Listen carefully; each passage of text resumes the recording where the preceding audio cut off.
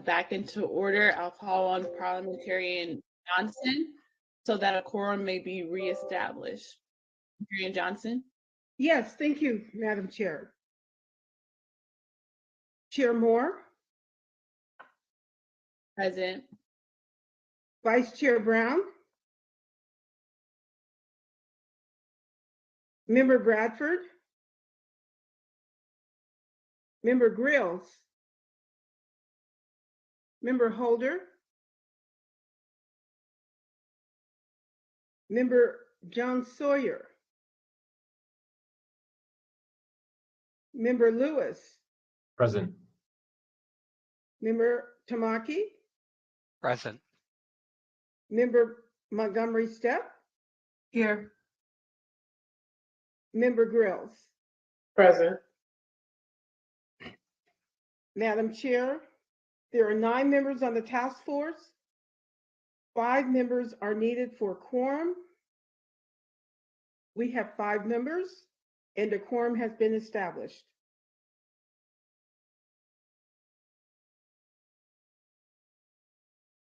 Thank you. Thank you, Parliamentarian Johnson.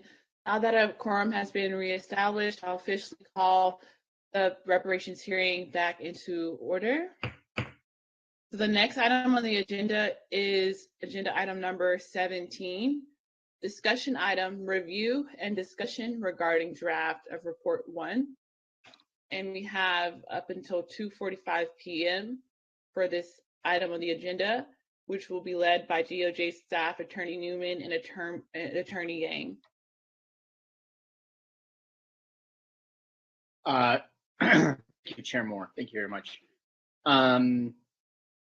Once again, so members of the task force, I am Michael Newman. I'm the Senior Assistant Attorney General of the Civil Rights Enforcement Section.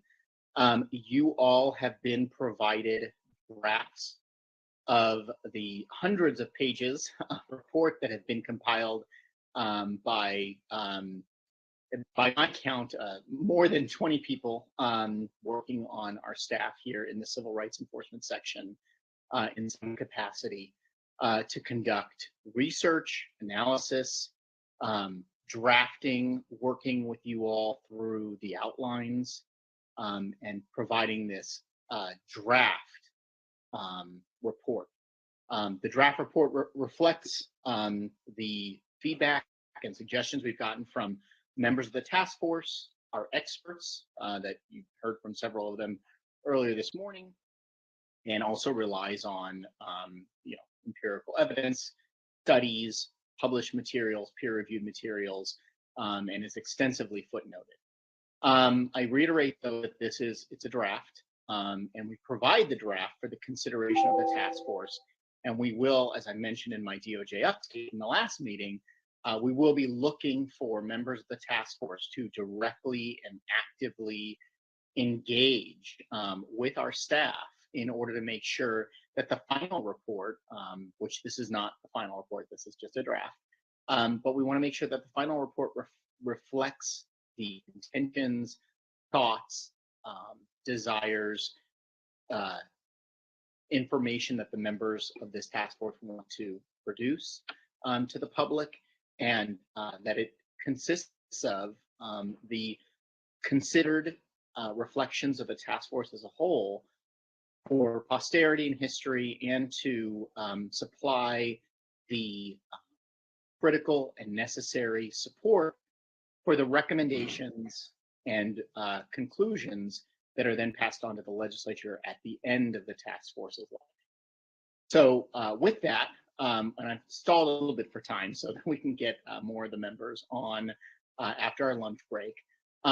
With that, what I would like to do is I'd like to again emphasize that we anticipate that this draft is just the start, and we do want and need the extensive feedback from the members, whether it be one-on-one with DOJ staff on the individualized chapters, or if you want to discuss it in this meeting, if you have questions, if there are things you want to talk about, emphasizing or de-emphasizing, or questions for us about what was intended by different passages. Siwen Yang is the Deputy Attorney General in the Civil Rights Enforcement Section. who worked with Supervising Deputy Attorney General Sarah Belton in the drafting of this, and they led a team, like I said, a large team of DOJ staff in compiling it. She has the best knowledge, the direct knowledge of what's included in the draft, what was intended, how it was drafted, what was relied upon. I have high-level responses that I can give you to any questions, but really the purpose of this hour and 45-minute block is really to hear your impressions and suggestions for what you'd like to see in the final report. So with that, I'll open it up, and I don't know, Chair Moore, if you're on, but with that, I'll open it up, and I can recognize members' questions, or you can, Chair Moore. And I'll make one other request, which is I know we've had several additional members join. So I don't know if Jaretha, our parliamentarian, would like to note for the record those joiners. Yes, I did note the attendance by member Joan Sawyer, and also I thought I saw someone, member Holder. Is there anyone else that has joined? Okay, thank you. The other thing that I wanted to mention is just because this is so voluminous and it was put out both to the public and to the members, that for those who are logged on members of the public, the draft is available on the DOJ website along with all of the meeting materials for the meeting. So if people want to review and read along. And you can always, of course, submit any comments or questions from the public, just like people who aren't able to necessarily fit into public comment. You can submit those in writing to the task force at reparations taskforce@doj.ca.gov. And those considerations will also be considered by the task force.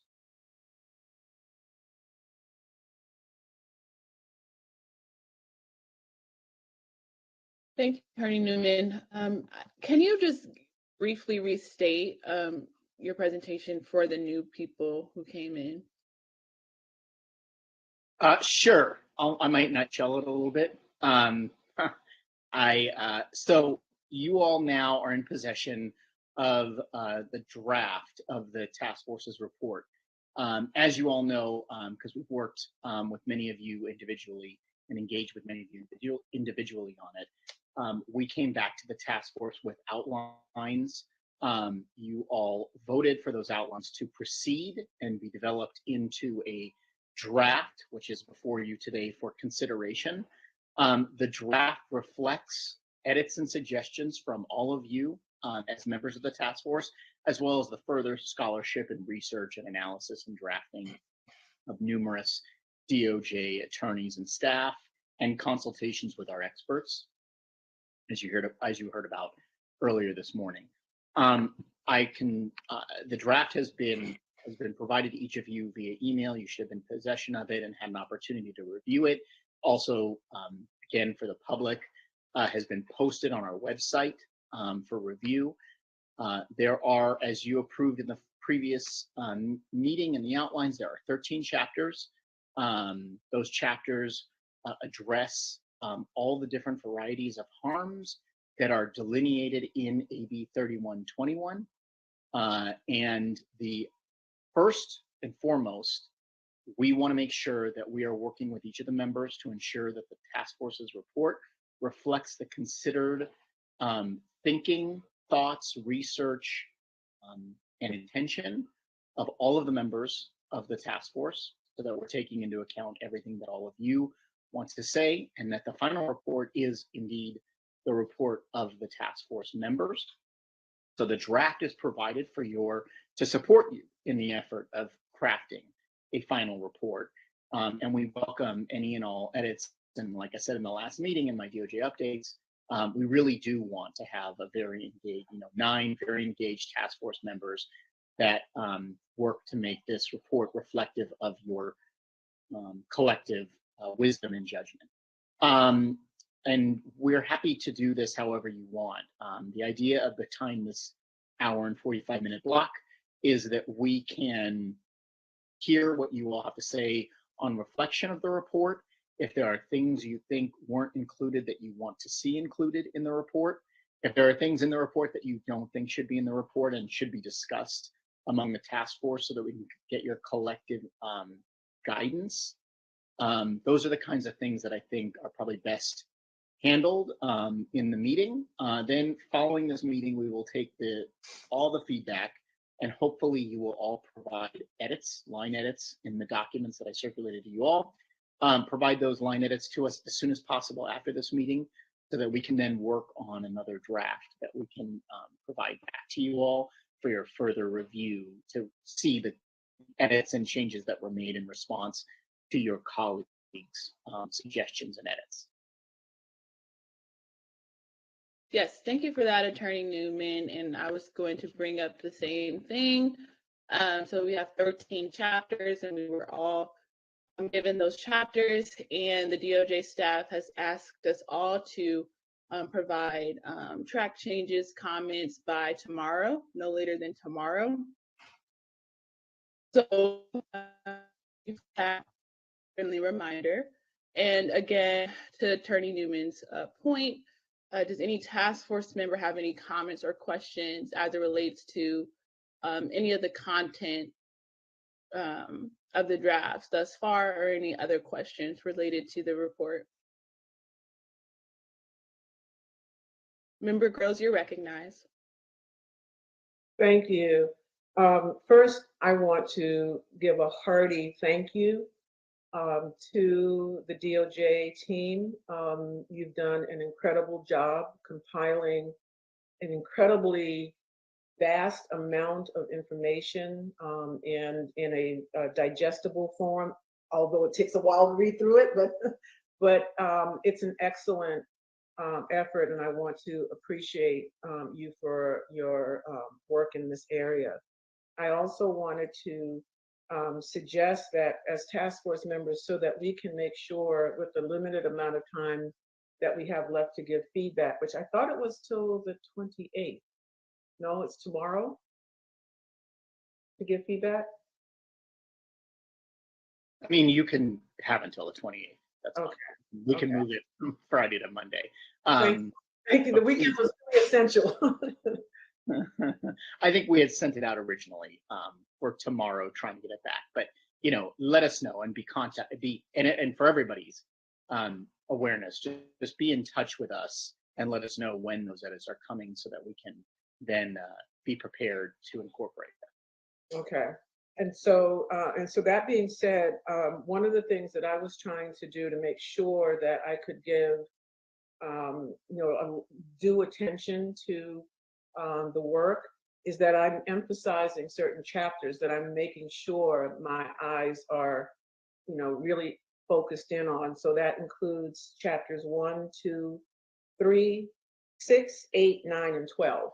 So I'm not going to ignore the other chapters, but I'm really honing in on those particular chapters. And I think it would be helpful to know if task force members might be able to that we can kind of state if there are certain chapters we'll make sure we're particularly taking a hard look at, so that we know that all of the chapters have been covered, duly covered in our review.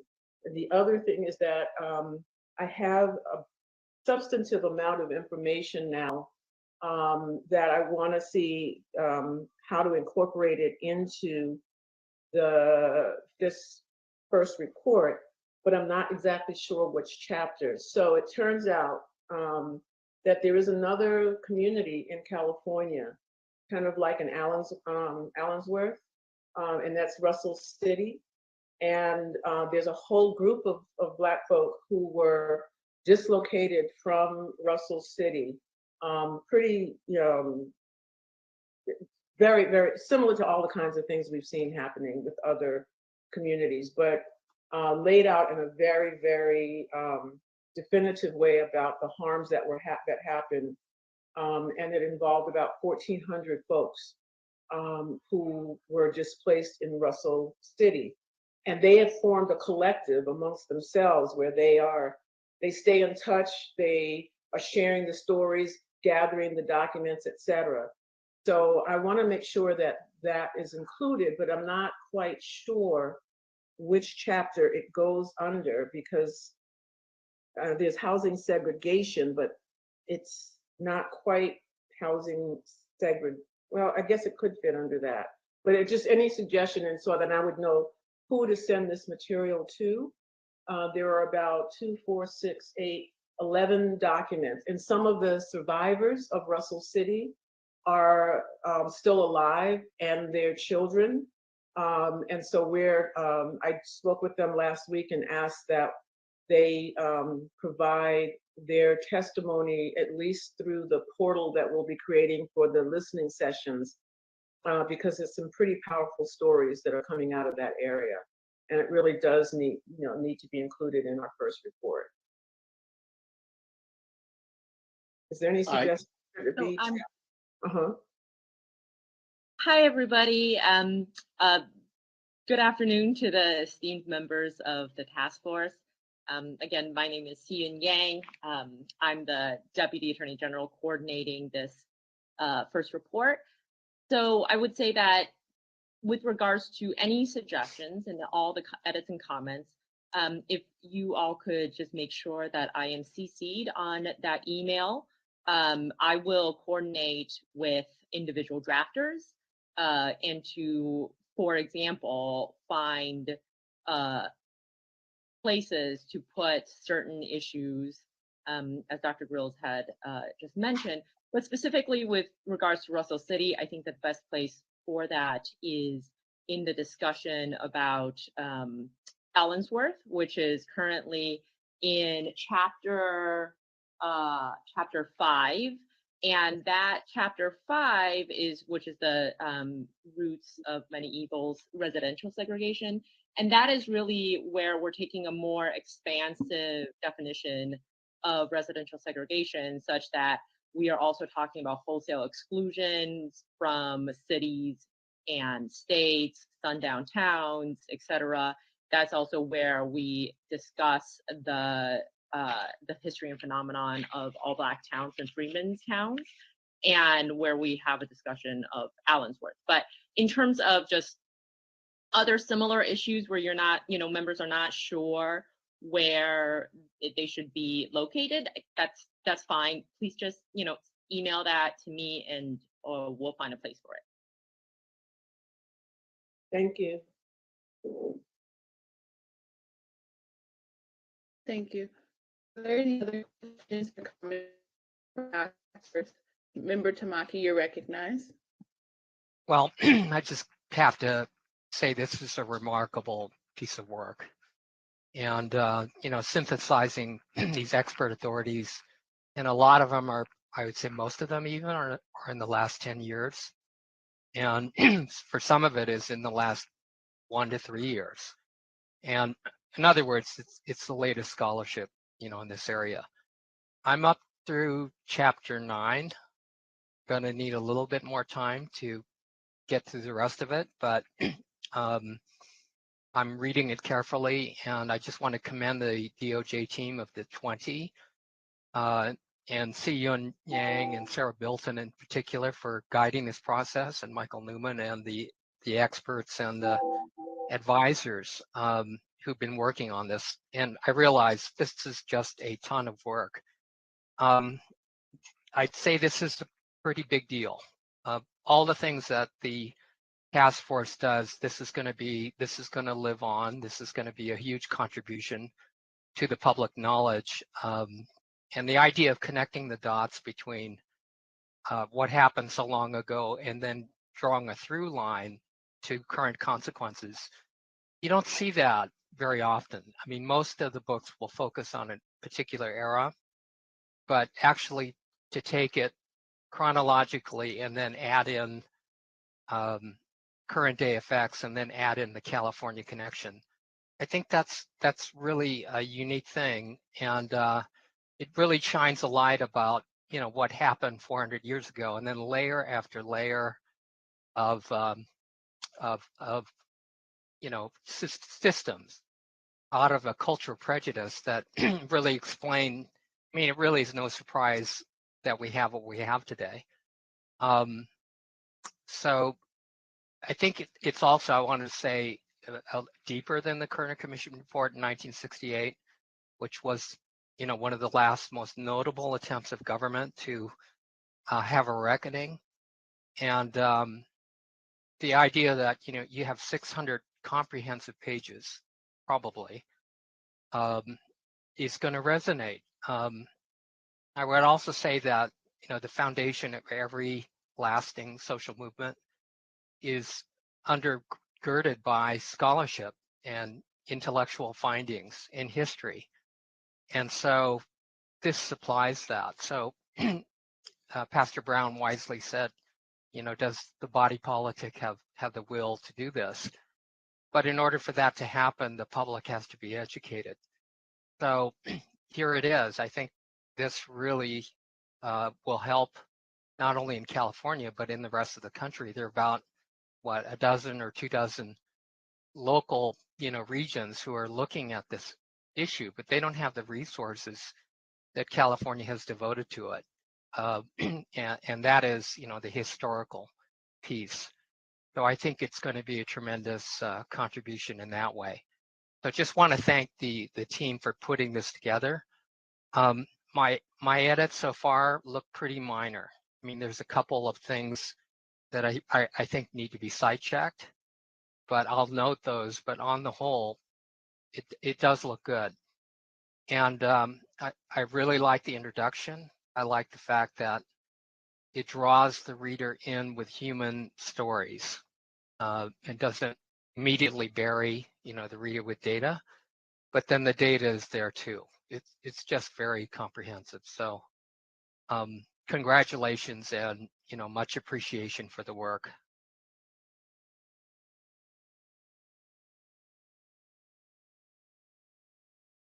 Thank you. Thank you very much. So, any questions or comments from the task force? I had a question.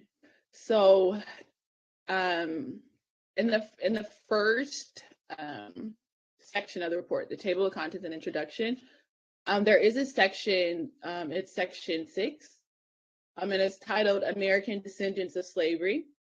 And in highlighted text, it says to come summary describing internal United States residential and migration patterns of American descendants of slavery, immigration patterns throughout the United States and California regarding immigration into the United States from the African diaspora. So I understand that's a summary, but I'd like to get clarity if Attorney Newman or Yang could speak to what this section consists of in detail. Mm-hmm. Sure, and I'll just briefly say before Siwan responds. So a couple things. One of some of these things we've been wrestling with and talking through and going over. There's been various suggestions and things included and not, and that we've thought through in terms of what should be included. Do we include things that are intergroup? Do we include things relating to the other, some of the other atrocities committed by the country and the state? And so this is one of those areas where I think we've been thinking through it, and we certainly would welcome and desire all of your comments. But it is also something that, based on trying to circulate this draft in time, we wanted to just kind of give a note of what was going to be researched and developed, so that you had a general idea. But Siwan, do you want to speak to this specifically? Yeah, absolutely. Thanks so much for the question, Chair Moore. I will say that that section is whatever you all as a task force would like it to be. I think that in terms of us drafting this report, we have been watching every hearing, listening to every witness, and also listening to the discussions and the public comments made by the 9 task force members since June 1, 2021. I can just 2022. I always forget that. And so this section was an addition after last month's discussion with regards to the community of eligibility. the way that we have been conceptualizing report 1 and report 2, since we are lawyers, is that we've considered report 1 to be sort of the fact section of a legal brief, and such that report 1 is where, you know, you comprehensively list out all the facts in a narrative fashion and tell a good, compelling story. And then in report 2, which would be the sort of legal argument section of the legal brief, you would then highlight the facts that have already been discussed in the fact section, in other words, report 1, such that you are not sort of going outside of the you're not going outside of the universe of facts presented in the fact section in report 1, right? And so from the last discussion that the task force members had publicly on the community of eligibility, it seemed from our understanding of the public comments, and again, of course, we obviously are ready to take direction from the task force members now that we are specifically discussing this section. You know, we understood that task force members were interested in potentially crafting a reparations scheme as it relates to American descendants of slavery versus potentially sort of later immigrant populations to the United States. And so in order to craft that scheme, we felt that you would need to lay out the factual foundations of the of what is happening. In other words, you know, if this report is read by an individual who has absolutely no basic knowledge about these issues, they would not be lost reading report 2. And so that's sort of how we conceptualized that section after the public comments made by the task force from the last meeting. But again, you know, we are at the direction of the task force in terms of where you would like to see that discussion go. Thank you for that. That's very insightful and helpful. And I'll follow up in the track changes. Member Bradford. Forgive me if I'm late to question.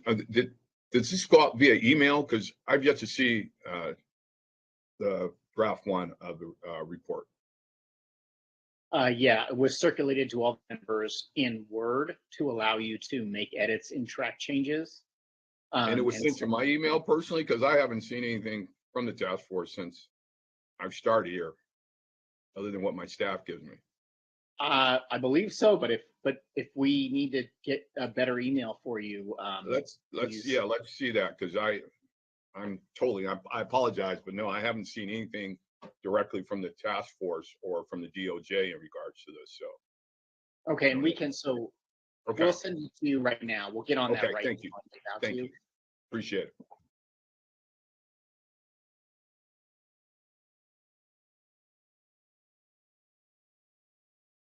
This Lisa Holder. Member Holder, you're recognized. Yeah. Just to reiterate, thank you for this tremendous work. Thank you and Sarah for leading the charge on this. This is quite powerful and just so comprehensive. Very impressive work. I had a couple questions. I noticed that in each chapter, essentially, which deals with a different aspect of American life, the implications of structural racism on that aspect of American life. For each chapter, you have placeholder for the recommendation, right? The relevant recommendation. So the first question I have is, since this is sort of like an interim report, when this is published in its final interim report form, are you going to take that out? Because obviously we're not going to get to the recommendations until the final report. So I just wanted to know how that was going to be handled format-wise.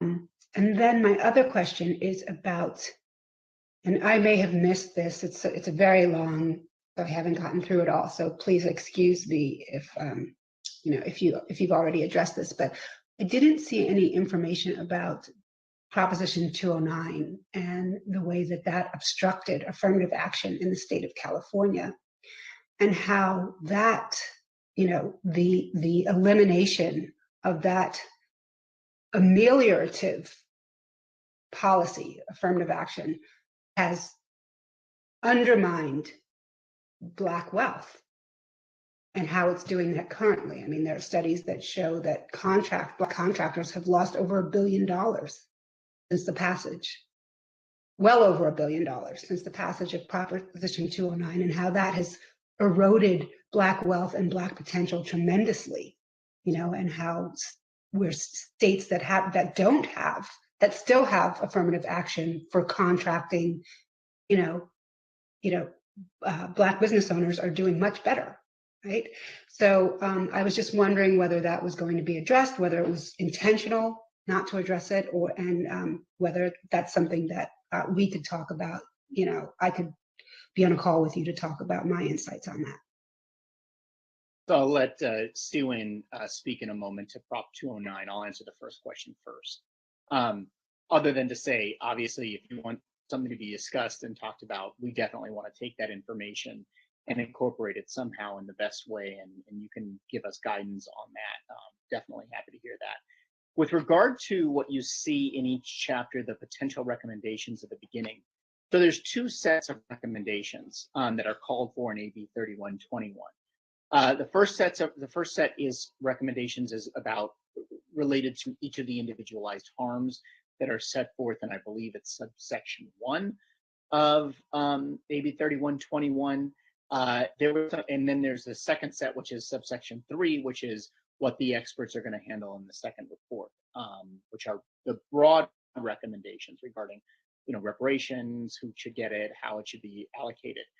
This potential recommendations discussion is specifically related to more generalized, and I think there was a discussion about this issue when we discussed the outlines, and also in the last meeting there was a discussion about generating specific recommendations that go to the generalized harms that are cataloged in Report 1, meaning that, for example, where we talk about, racial terror chapter, do there need to be for, de jure complicity with racial terror? Do cases need to be revisited? Do people need to have convictions considered for clemency or reversal? Things along those lines. Those are just very general things I'm coming up with off the top of my head. But those are the types of things that can be considered and should be included as concrete recommendations. And what they are is they're not necessarily part of reparations, the second chapter, but they are part of maybe what I would call restorative justice or holistic responses to this litany of harms and horrors perpetrated in California. And so they're really more generalized policy corrective measures, and they don't have to be very specific. It doesn't have to be this case needs to be reopened or this land needs to be transferred. It can be the legislature should determine whether or not there should be a reevaluation of convictions or reevaluation of investigations into lynchings that were conducted and that were whitewashed or things of that nature. Very generalized. And obviously you all determine what that is, and this will all be subject to your vote in the final vote that we're going to have in April as to whether to include recommendations or not. But this is something that is called for in the statute that requires the report produced by within a year of the convening of the task force includes some recommendations. So this satisfies that obligation while still maintaining the ability of the task force to issue the second report with the more broader recommendations on reparations themselves. So before we go to Sue-Ann to answer your second question about Prop 209, did that answer your question, and do you have any follow-ups?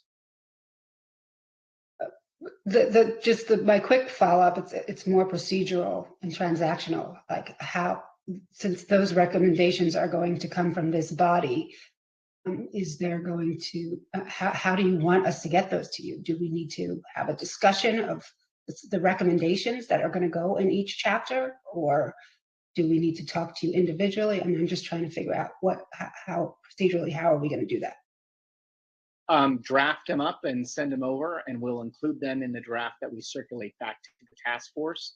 And if people have individualized questions about any of the recommendations, just follow up directly with us, and we can work with you on modifying or editing or evaluating them for inclusion in the final report. And if there are any recommendations that people have strong objection to, we can specifically include those in a follow-up discussion and a meeting in case there need to be specific votes taken on those. Thank you. No problem. And Seawin, do you want to talk about Prop 209? Yeah, absolutely. So right now, Prop 209 is discussed in the education context in Chapter 6, and in the labor context in Chapter 10, and to a certain extent in the wealth gap context in Chapter 13. Although I will say, and they're sort of in the later half of the chapters are sort of very loosely chronologically ordered, but specific to the $1 billion number. I think I may have seen that in Chapter 13, the wealth gap section, but as Michael said, I'm happy to schedule a time and we can discuss specific framing or specific citations. And it really goes for all members of the task force. If anybody, it would be most helpful if you can send specific citations, articles that you would like us to cite to or to include in the report. If you could email it over, I think, most helpfully, because we are going to be juggling 9 sets of comments, it would be most helpful if you can send it all. So send us one document with your edits and comments and suggested citations and to, additions to include. And for anyone who would like to discuss specific wording or, any sort of feedback that really makes more sense in a conversation, we'd be happy to, I know everybody has a very busy schedule, but we would be happy to work around your schedule and figure something out.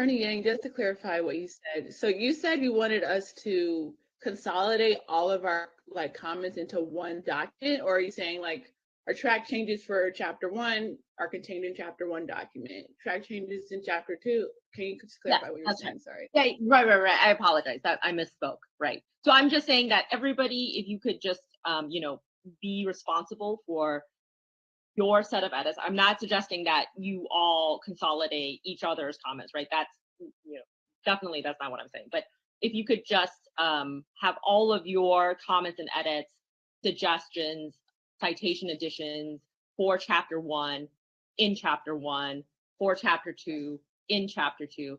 And I will flag for everyone that, Word does get a bit glitchy when we're talking about documents of this size. So, I think comment bubbles are a little bit more manageable. I'll also go ahead, Sierra. Oh, yes. And I was just going to say, as Michael said, this is obviously a very, very rough draft. Some chapters are in better shape than other chapters. Obviously, before publication, we will do, we are still, polishing up the writing as well. And before publication, there will obviously be a copy editing process where we catch typos and awkward wording and so on and so forth. And so it is a lot of material. And And so I would say that, there's no need to catch typos and awkward wording at this at this point, and that we would much rather that you spend your very limited time giving us substantive feedback about the substance of the scholarship. Thank you for that. I was just gonna add one thing to that, which is just to reiterate something Siwan just said. Please, make your edits and comments and send them directly to us. Don't circulate them amongst the task force. Because of the Bagley Keene Act. Thank you. And just for the record, for folks, you can find meeting materials on our website at oag.ca.gov/AB3121. And a quick reminder of the 13 chapters within the first report. So there will be a foreword by me as the chairperson of the task force, and then there will be an executive summary. And then chapter 1 is the introduction, which we discussed today. Chapter 2 will be on enslavement. Chapter 3 is tentative of racial terror. Chapter 4, political disenfranchisement. Chapter 5, the root of many evils, housing segregation. Chapter 6, separate and unequal education. Chapter 7, racism in environment and infrastructure. Chapter 8, pathologizing the Black family. Chapter 9, control over spiritual, creative, and cultural life. Chapter 10, stolen labor and hindered opportunity. Chapter 11, an unjust legal system. Chapter 12, harm and neglect, mental, physical, and public health. And chapter 13 is on the wealth gap. And again, those are the 13 chapters slated for our draft, our first report, slated to be published in June of this year. Are there any other questions or comments from the task force to Attorney Newman or Attorney Yang as it relates to the draft report sections that we received? Member Bradford, you are recognized. Did you say Bradford? Yes. Hey, let me apologize. I thought I got on late after lunch and I thought this was a new report. If you're speaking of the report that was put out at the end of last year, yes, we have it. So thank you. I thought you were speaking to a new report that had come out. So the Attorney Yang and Attorney Newman, yes, my office has received it. So no need to send it again. Thank you. No problem. Thank you.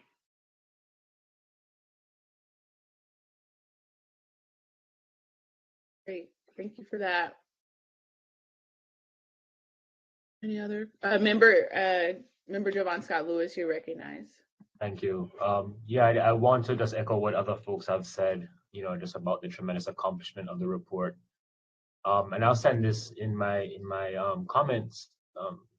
But I think one thing that is somewhat missing from the report is actually something of a representative presentation of plantation life, right? We kind of very quickly move from the arrival of enslaved persons to the country and then kind of skip ahead, right, to the kind of period of civil war, then emancipation, but we don't actually get a sense of what the kind of transformations, that cultural transformations that took place over the very long period of enslavement.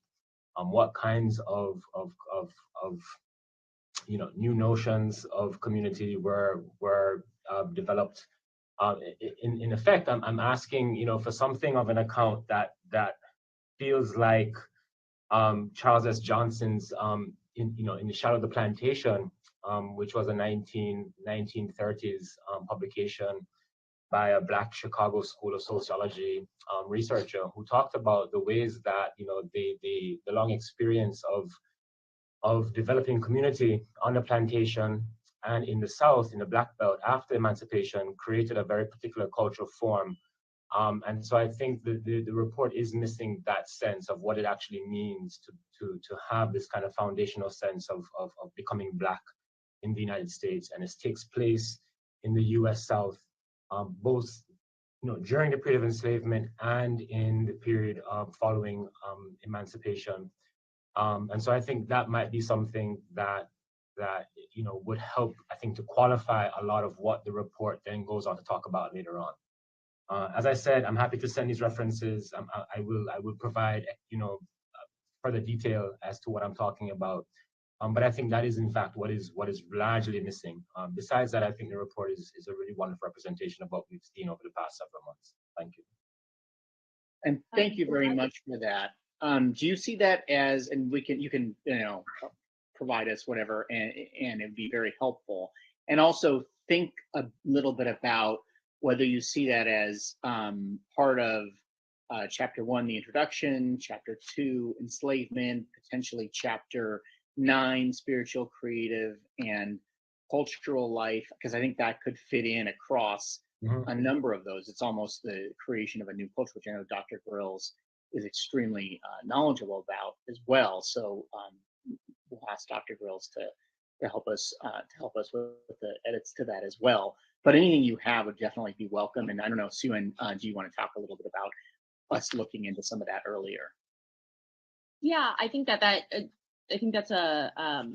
the question that I had that Michael just said, is that, like, if you could, it would be really, really helpful if you could take a look at, in addition to chapter 1, the introduction to enslavement,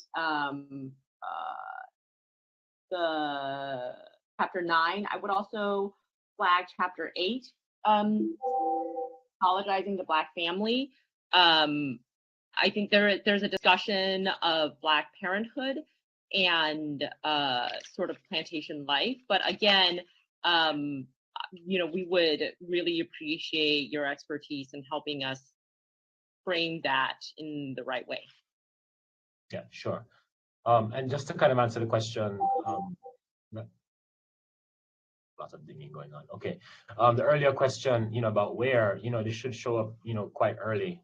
As I said, it does set the kind of foundation for the kind of social and political forms that go on to continue to relegate, this community. So, we're talking about, well, what does it actually mean to kind of live with the everyday brutality on the plantation? What does it mean to create cultural forms, in the absence of what was, a kind of lost heritage, through the process of enslavement, and that then shows up later on, right? So you talk about chapter 9 and the kind of spiritual traditions. Well, we have to talk about how those spiritual traditions and why those spiritual traditions were formed, right, within this kind of plantation context. But not just a plantation alone, of course, but what does it mean to kind of think about the process of the Great Migration and having left the South, right, by a kind of this issue of anti-Black necessity. So these issues have to, be, accounted for as coming out of this plantation formation, right?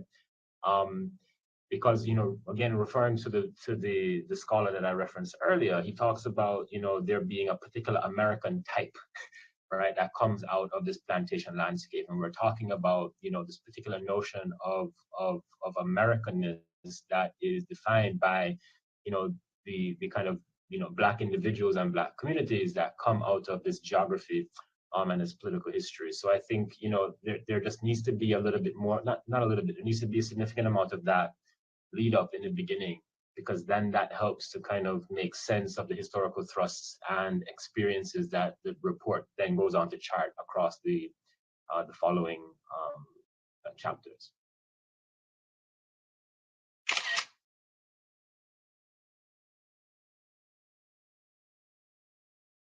Can I piggyback on what Member Lewis just shared? I do agree that there's an awful lot to be said about plantation life. And when you actually peel back that onion, the layers of that onion, you see just how cruel and vicious that the whole system was in ways that most people have no clue. And so there are a number of good books and articles and autobiographical accounts that have laid that out. And I'll be happy to pull together some things to send along around that. The other thing, though, I wanted to mention is, and this is particularly the case in Chapter 3 on racial terror, which I think is an important chapter, and it connects to the latter chapter on mental, physical, and public health, is that there are several instances, for example, on pages 6, page 8, page 12, where a particular situation or scenario is described. And if you closed your eyes and just had someone sound like they were a news reporter, you think they're talking about something today. So my point is that a lot of the things from the past are actually still operating today, slightly morphed or mutated, but the same dynamic, the same playbook is operating. And I think that will help people to, rather than waiting until the very end, you know, that where we can point out, and they're still doing that to this day. For example, and just, so it's just like a line here, a line there that connects the dots for folks from the historical to the contemporary.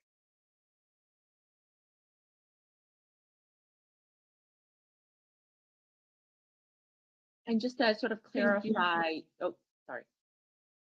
No, go ahead. Apologize. So Dr. Grills,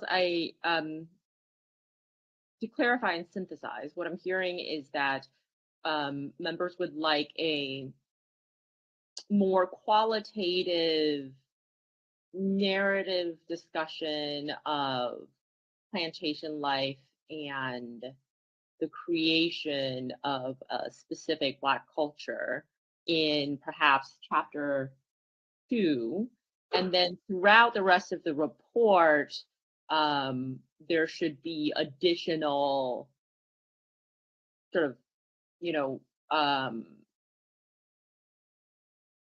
additional sentences or phrases to highlight the, you know, the sort of contemporary nature of some of these historical experiences and harms. And that's not just, you know, related to plantation life, but also kind of related to how the American system, political system, education system, how these all, you know, still doing today what they did in the past. I mean, it literally jumps out at you. Right. You know, and I think it would be good to just call it out. Understood. Very helpful.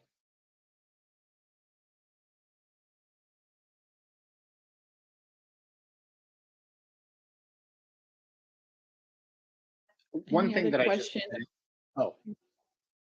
one thing I wanted Sorry, to there's a raise, just to sort of piggyback on that, Dr. Grills, your question, and the discussion we've just had is around the language. And I just want to remind everybody that Chair Moore and Member Jones Sawyer are on an advisory committee that are going to be working through questions around language that's used through a report that'll come back for all of your review and evaluation in the next meeting. We're going to have an update a little bit later today, so that'll you know, I presume there'll be a presentation on that, and then that'll also sort of define how we move forward in terms of making the final edits on the report.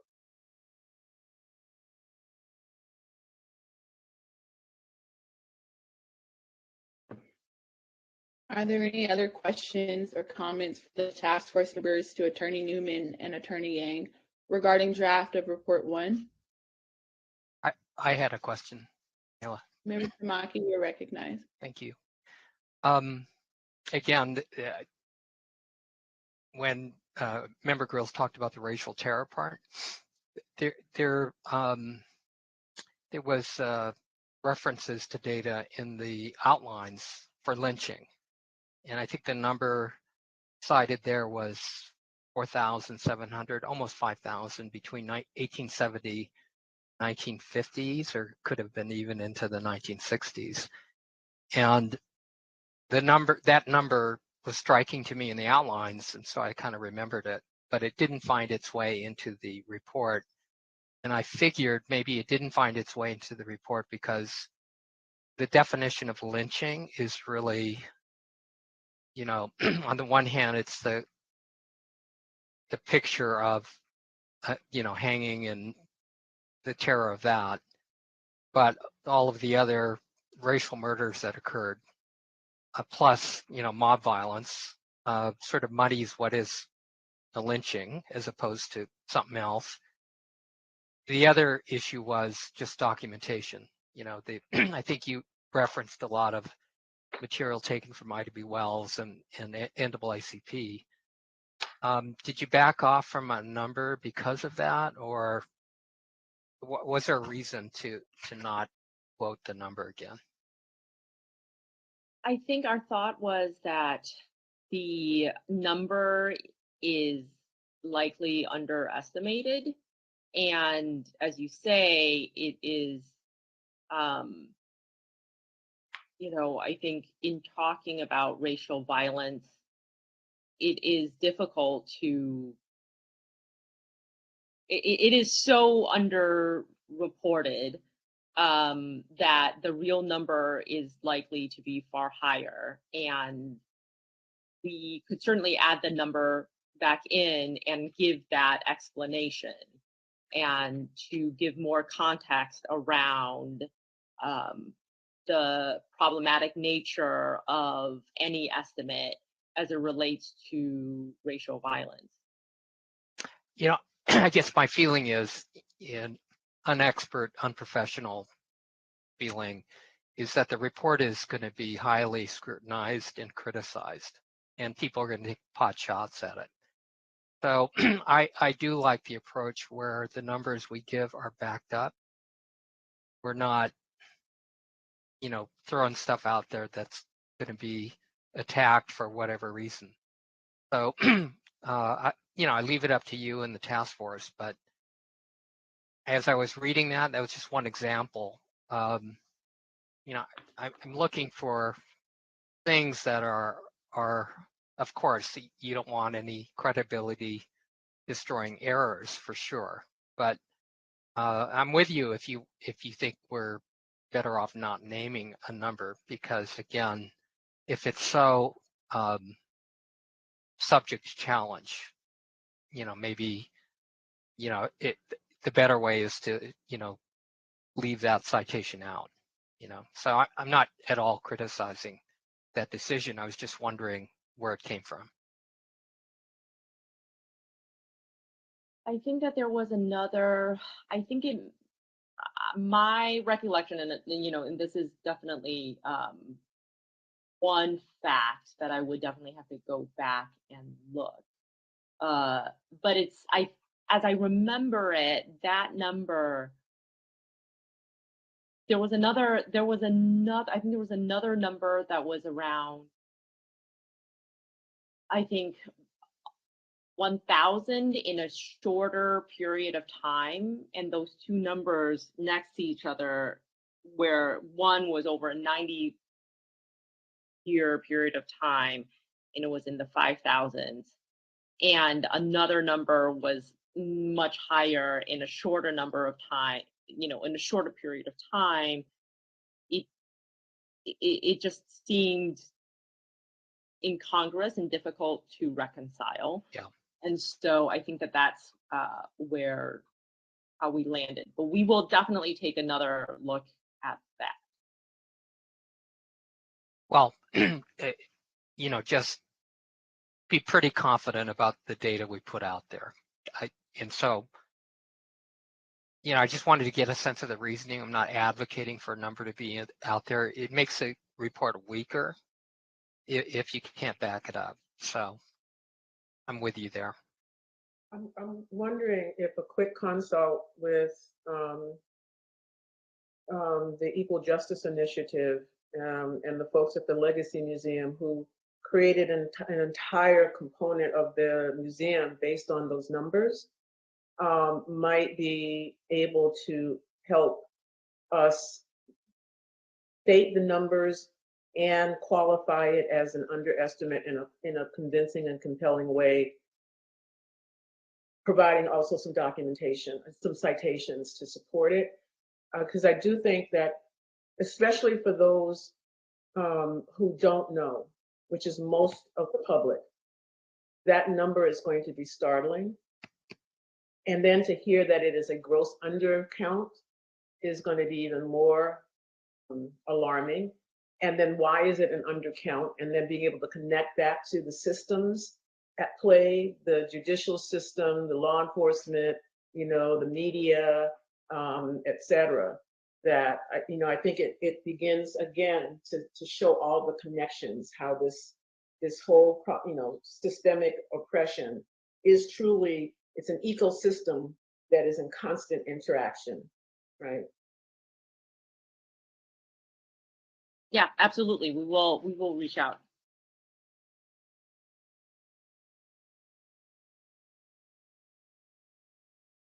Are there any other questions or comments?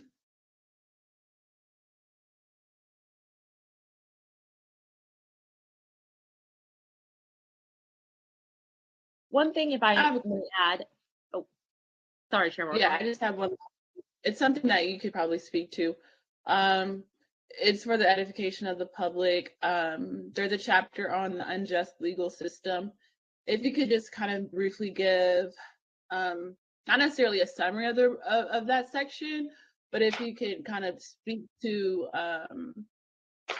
the contents of the report as it relates to California's role, or even the California DOJ's role in perpetuating anti-Black racism. Sure, I'm happy to give a sort of overview and walkthrough of the chapter as it is written right now. And then I'm, I don't know, Michael, if you wanted to jump in first before I jump into that more sort of in the weeds summary. Why don't you go through the weeds, and then I'll sort of give you some overall feedback and talk about how this works into our next meeting, your next meeting next week or next month. Go ahead, Celine. Okay, great. So just to sort of pull back a minute, give a sort of overview of the way that the chapters are organized. As Chair Mora said, there's 13 chapters, 12 substantive chapters, 1 introduction. Each chapter is mostly organized along sort of mechanisms of systemic discrimination, but also organized in a very loose chronological order. With regards to the sort of mechanism / chronological organization, in each chapter, there is a national discussion setting the stage as to where California sort of fits into that discussion. And then there is a specific California subsection within each mechanism or chronological block of discussion, I would say. So chapter 11, the legal system, is no different, right? So in many of the chapters, the legal system, just sort of speaking off the top of my head, legal system, education, health, culture, we sort of set the chapters with a overarching discussion of the creation of racist stereotypes against Black Americans, and how that is, 1, connected to enslavement, and 2, sort of permeated throughout the legal system and American society up until the modern day. And so the legal system chapter starts off with a discussion of the criminalization of Black Americans, going through sort of the discussion of the slave codes, the Fugitive Slave Act, through the Black codes, through legal segregation, the tough on crime era, the war on drugs, national discussion. Then we focus it onto the California discussion, including a discussion of Reagan and his role as governor and later president. Talk about implicit bias. We talk about policing, going through, again, history of slave patrols, over policing, extrajudicial police killings, and then at the national level, and then also at the California level. Then we do trial and sentencing, against at the national level and the California level, incarceration, effects of contact with the criminal justice system, and discrimination in the civil justice system.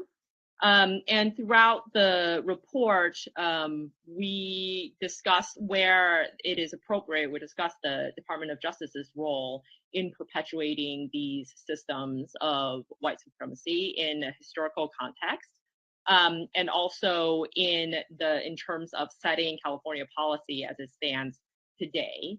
And for just as one example, in the introduction, we tell the story of the Short family, that O'Day Short and the Short family, that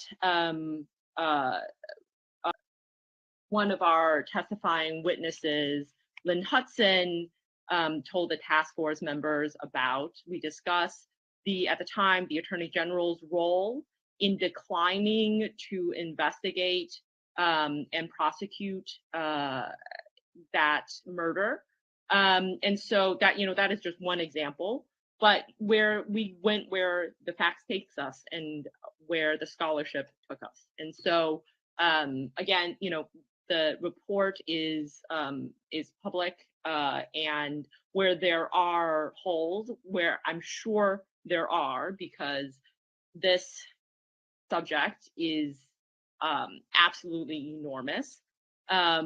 We absolutely welcome the task force members' suggestions, additions. The more specific, the better, the more helpful it is to us. So that's sort of how that chapter is laid out. And I'll just, Thank you. sorry. Go ahead. I just wanted to share, and I talked about this several months ago and in a couple of different meetings, which is, again, and I said it over and over, this is the task force's report. I think in our draft, you'll see we take a pretty clear-eyed approach, as Siwin just spoke to, about the California Department of Justice and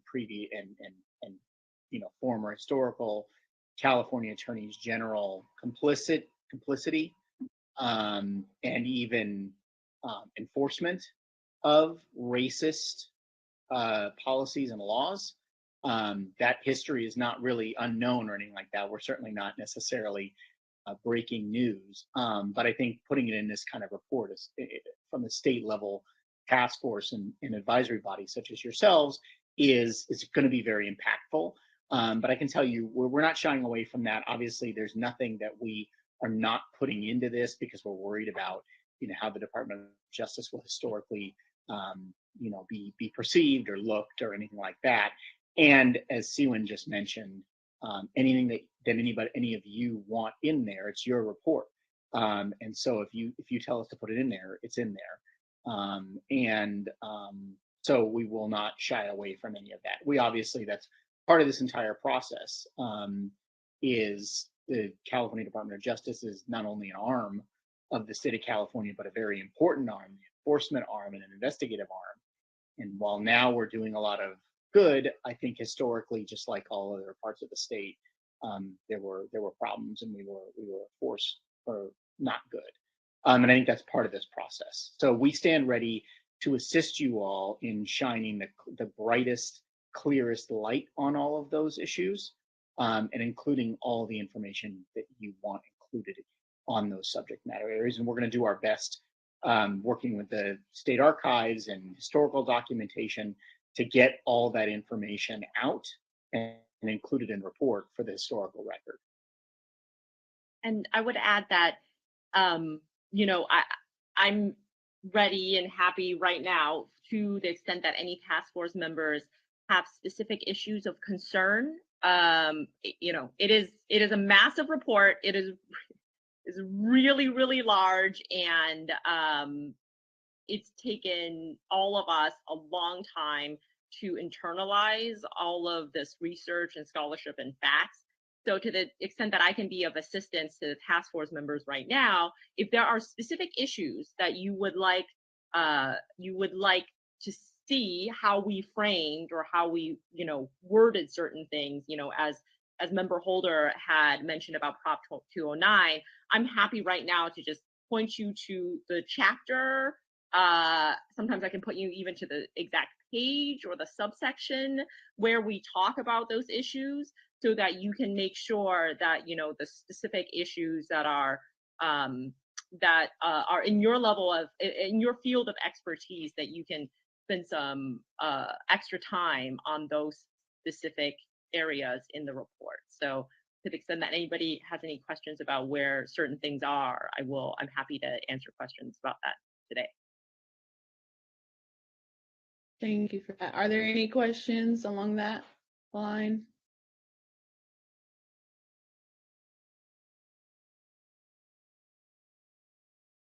Okay, are there any other questions or comments from task force members to Attorney Newman and Attorney Yang as it relates to the discussion regarding draft of Report 1?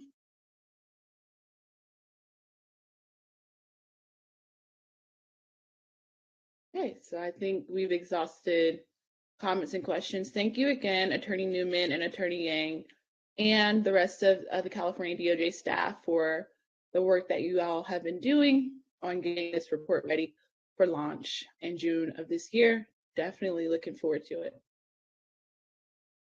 So it's now 2:11, and we'll now turn to, well, we were supposed to have our break, which would have lasted from 2:45 to 3 p.m., but I'm just electing that we continue to the agenda, which is agenda item number 19, potential action item, subpoena request facilitated by members Holder and Tamaki. Thank you, Chair Moore. So we are following up on the task force exercising its investigatory powers.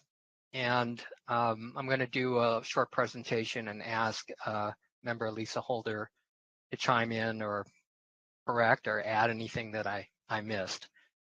So at our meeting on January 26th, we did report to the task force that we were focused on enforcement issues around the California Racial Justice Act, which was passed 2020 and became effective January 1 of 2021. The Racial Justice Act, as you recall, prohibits use of discriminatory language and conduct both inside and outside the courtroom, and gives defendants a way to challenge disparities based on race in charging, conviction, and sentencing. However, without comparative data which tracks along racial lines, it may be a right without a remedy and pretty empty. So the data in charging, conviction, sentencing, diversion, and so on becomes crucial in order to give the Racial Justice Act meaning. And of course, this is very consistent with the mission of the task force.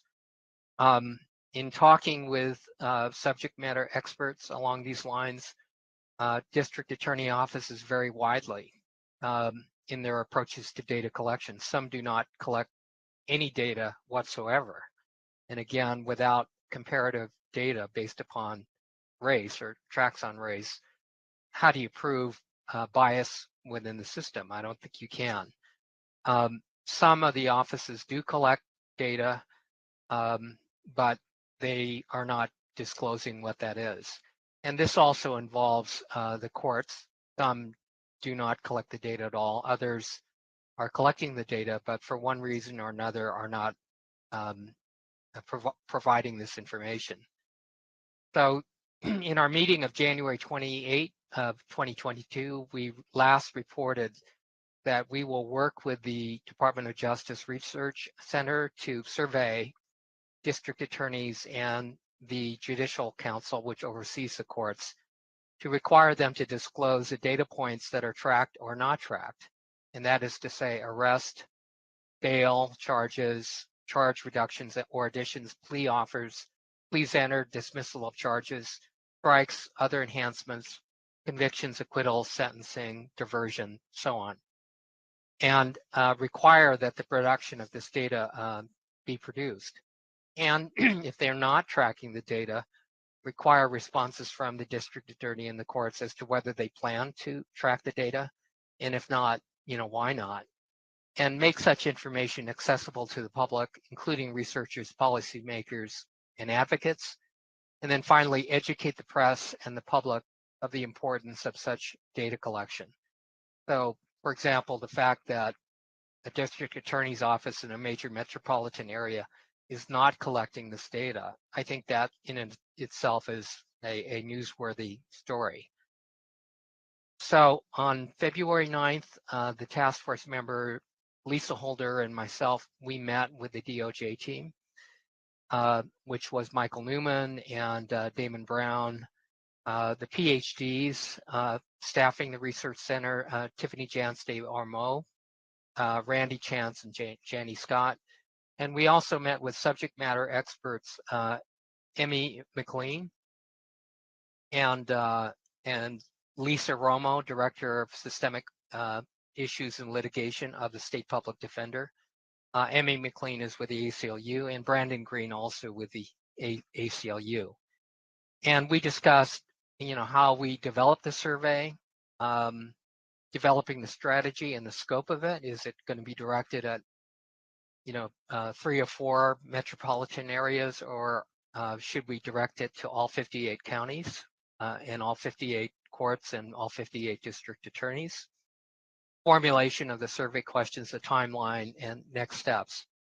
And I do want to point out that although we're working and asking the ACLU to be provide their expert information and data, and also the state public defender, this is really solely the mission of the task force. So the task force is not operating at the behest of any other organization, but we are collaborating with them in terms of being aligned in this mission of enforcement of the Racial Justice Act. So on February 14th, 2022, Tiffany Jance de Ormeau provided us with the following timeline, and I just want to recite that to you. So it'll take about 2 to 3 weeks to draft the questions. So we expect the research center will send Lisa Holder and myself the draft questions, and by March 7th, Lisa and I will provide feedback. About 1 to 2 weeks will be needed to finalize those questions of the program survey and distribute it. And so on March 14th, the Research Center expects to send the revised questions for final approval as to the questions and the format. By March 18th, Lisa and I will approve, provide additional feedback, and by March 21st, we expect to finalize the survey and launch it. It'll take about 4 to 5 weeks to actually collect the data. So around March 28th, April 4th, April 11th, the Research Center DOJ will send out reminders to participants that they need to get that information back. They anticipate on April 18th, around 8 to April 20th, there will be another reminder and a warning. And then April 21st, the final day of the reminder and the warning, and April 22nd, the survey closes. And after we receive the information, the Research Center indicates it takes about 3 to 4 weeks to draft the results of the summary. And by May 16th, the Research Center sends the raw data and the data summary to Lisa Holder and myself. On May 27th, the Research Center and our advisory committee, Lisa and me, meet to discuss the results and think about what additional questions or asks we need to make. And by June 15th, the Research Center provides any requested supplemental results. So that's the timeline. And on February 14th, I had a conference with Task Force Communications Consultant Andre Banks and Gwendolyn Young to inform them that on or about March 21, the task force proposes to launch the survey questions to the district attorneys and to the courts, whether it wants to amplify, that information to the press and to the public. Lisa, do you have anything to add?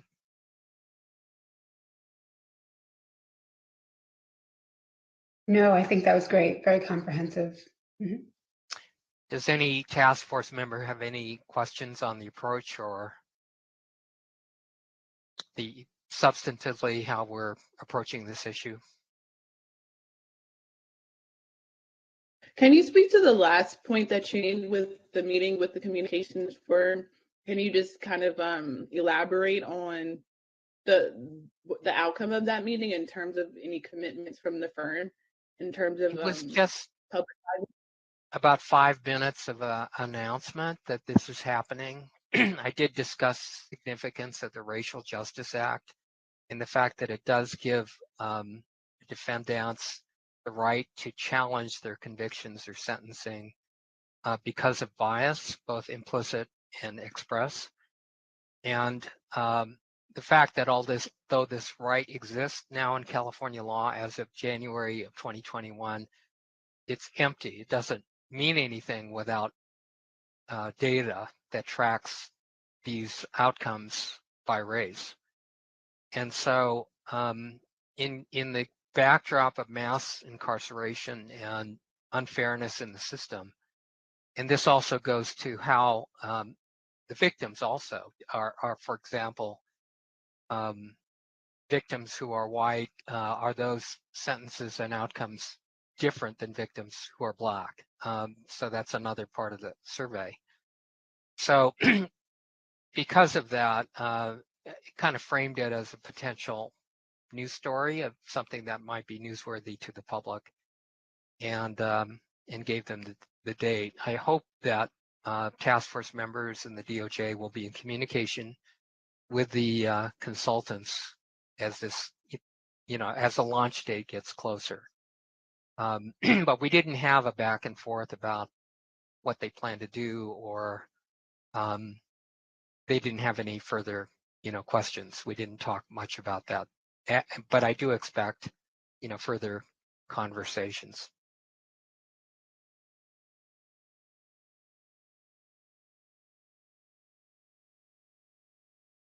Sorry, can't hear you, Chair Moore. Sorry about that. That was my fault that time. Any other comments or questions from the task force team members Tamaki and Holder based on the presentation that they just gave on the subpoena power? I just want to say, girls, you're yeah, thank you. I just wanted to say thank you for your leadership on this. That's a very well thought out plan, and I'm looking forward to seeing what the outcomes will be.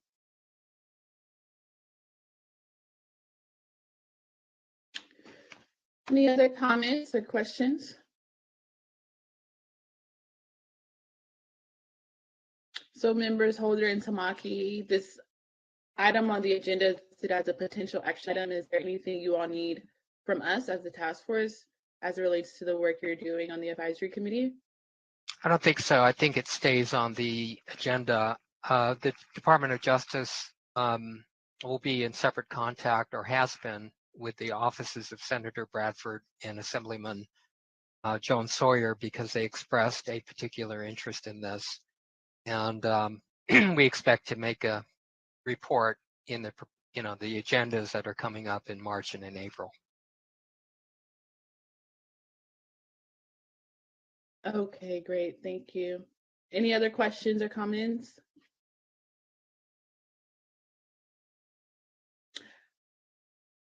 Okay, great.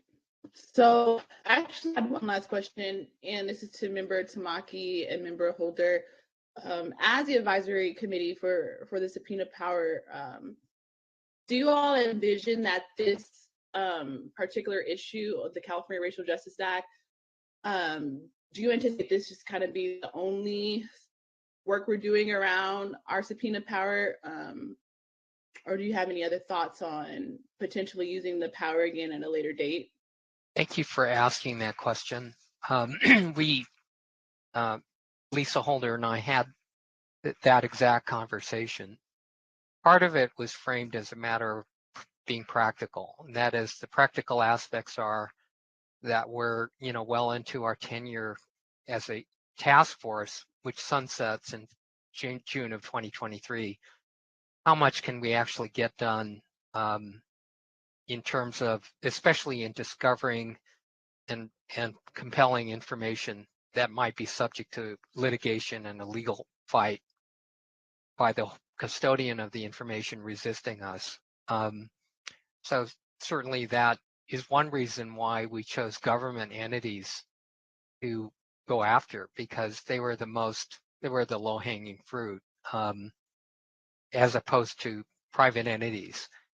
We discussed other areas, and I think we mentioned this in the previous presentations about getting other information, historical information, for example, connected to Allensworth. I've also talked to Department of Justice C. Yun Yang about subpoenaing the National Park, the State Parks Department, in connection with confiscated land. For example, the Burgess family talked about this, and others with respect to lands that were condemned by eminent domain or seized, and how many of those owners were African American, and how much were they paid, if anything. So it becomes a question of bandwidth and capacity, but also the susceptibility of the target to the extent that we can force them to do the production before the clock runs out. So we would welcome any suggestions by any task force members, if they're interested, to not violate the Bagley-Keene Act. We'd ask that those be filtered through the Department of Justice. But I think, to answer your question, we're still looking, and we're open, but we all are working through limitations. Excellent. Thank you for that answer. Any other questions or comments to the advisory committee on this issue? Okay. Hearing no other questions or comments, I'm going to proceed with the next item of the agenda, because our break again is at 2:45. And the next item on the agenda is number 20, potential action item, report dictionary update from Chair Moore, myself, and Member Jones Sawyer. I believe Member Jones Sawyer had to step away, so he won't be able to be a part of this presentation. But I did consult with him as our advisory committee, along with Nick Fletcher and the California legislature, the Office of Legislative Counsel. And we came to the conclusion that, reviewing the report of draft report 1, we came to the conclusion that an additional language guide would be redundant and reductive. And there's 3 points for to support our conclusion. So we know that the task force just received, we received this past month, the 13 chapters of draft report 1. And within report 1, there's actually, in the first chapter, a section on, in section 6 in the introduction. It's on terms used in the report. And so the California DOJ staff has already done some great work in pretty much defining particular terms that will be used in the report, an alternative to more common words. So for instance, basic discussion last month, right, instead of slave owner, right, term used would be enslaved, and that type of language is already baked into the draft report section, particularly in section 7 of chapter 1. So essentially, task force members are already making their inline changes throughout this draft. And the report opens again, like I said, with a section addressing language use, where each task force member can add their word choices or preferences, and the Department of Justice pick up on those notes and apply them throughout the report. And again, we also don't want to necessarily lock ourselves into any specific terms, but give those use those language preferences to the staff who are part of the task force. So essentially that's our update. And again, Member Jones Sawyer had to step away. But just to recap, this is a conversation that we had along with his assistant, Nick Fletcher, in the Office of Legislative Counsel upon receiving the 13 sections of the report, upon learning that the California DOJ staff has already put into the report a section in the first chapter regarding terms used throughout the report, and the rationale is that we will not create an additional language guide because it would be reductive and redundant.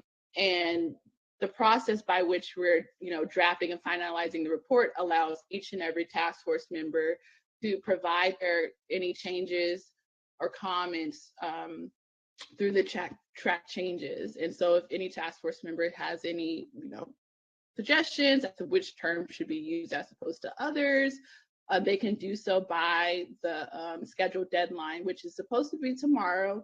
But based on conversation had earlier today, I believe Michael Attorney Newman is essentially stating to be in communication with the DOJ, and a Monday deadline could suffice. But if you need any other time restraints, to be to communicate with Attorney Newman on that, or Attorney Yang. Are there any questions on what I just proposed?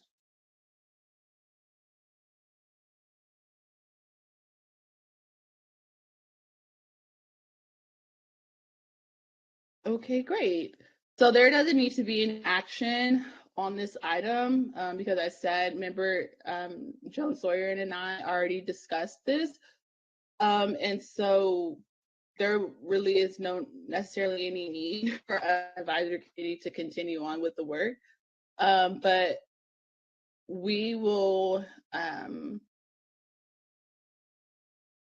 since he's not here, I will just say, I won't say that definitively. We may come back next meeting with any information from the Office of Legislative Counsel, but that's where we stand today on the issue. Madam Chair? Yeah. At the meeting where the task force set up the the advisory committee, they were specifically charged with doing something with respect to the dictionary,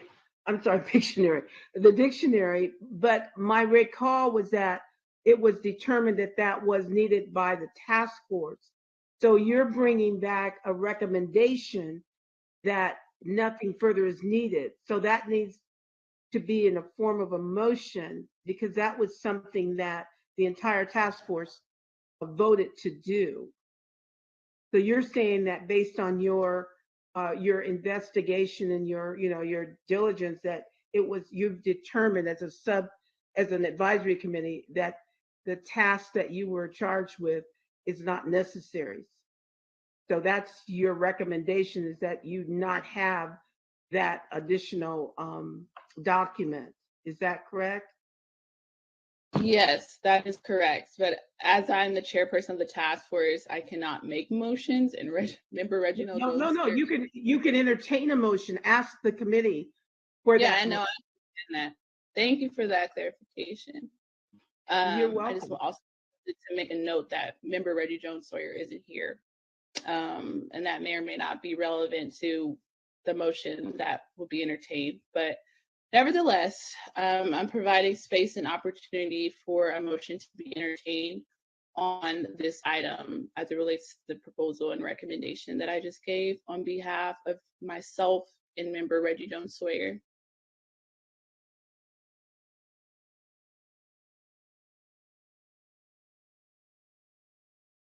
Are you asking for a motion? Yes. Okay. I move that because the dictionary would be redundant and it's already included in part 1 of the report drafts, that there is no longer a need for a separate dictionary, and therefore that action item is dispensed with. I second. Thank you. So it has been properly moved and seconded to reformulate what Tamaki just said, to adopt the conclusions of the advisory committee that no additional language guide is necessary, given the redundant nature of it, because there's already a section in the report, namely section 7 in chapter 1, which will be on terms used throughout the report. Is there any discussion on the matter? Okay, hearing no further discussion, I will call on Parliamentarian Johnson so that a roll call vote may be established. Thank you. Thank you. Chair Moore, Aye. Vice Chair Brown, Member Bradford,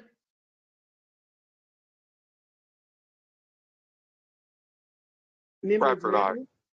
Oh, I'm sorry. Bradford, aye. Thank you. Member Grills, Aye. Member Holder, Member Jones Sawyer, Member Lewis, Aye. Member Tamaki, Aye. Member Montgomery Stepp. Madam Chair, there were 5 members voting.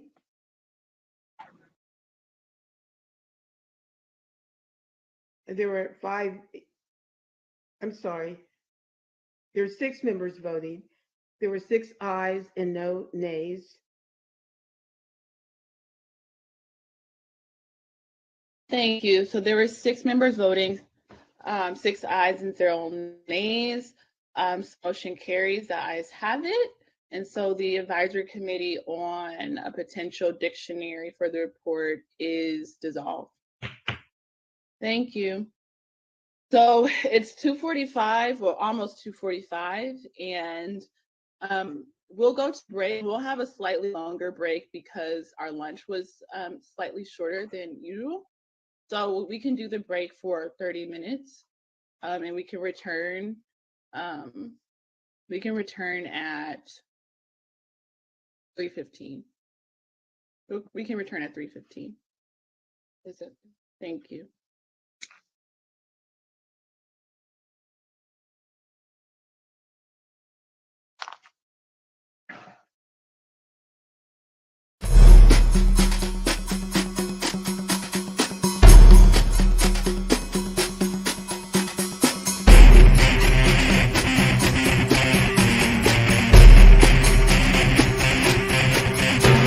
So if you were to bring the black share of wealth at least to the black share of the population, it would require an additional at least $10 trillion.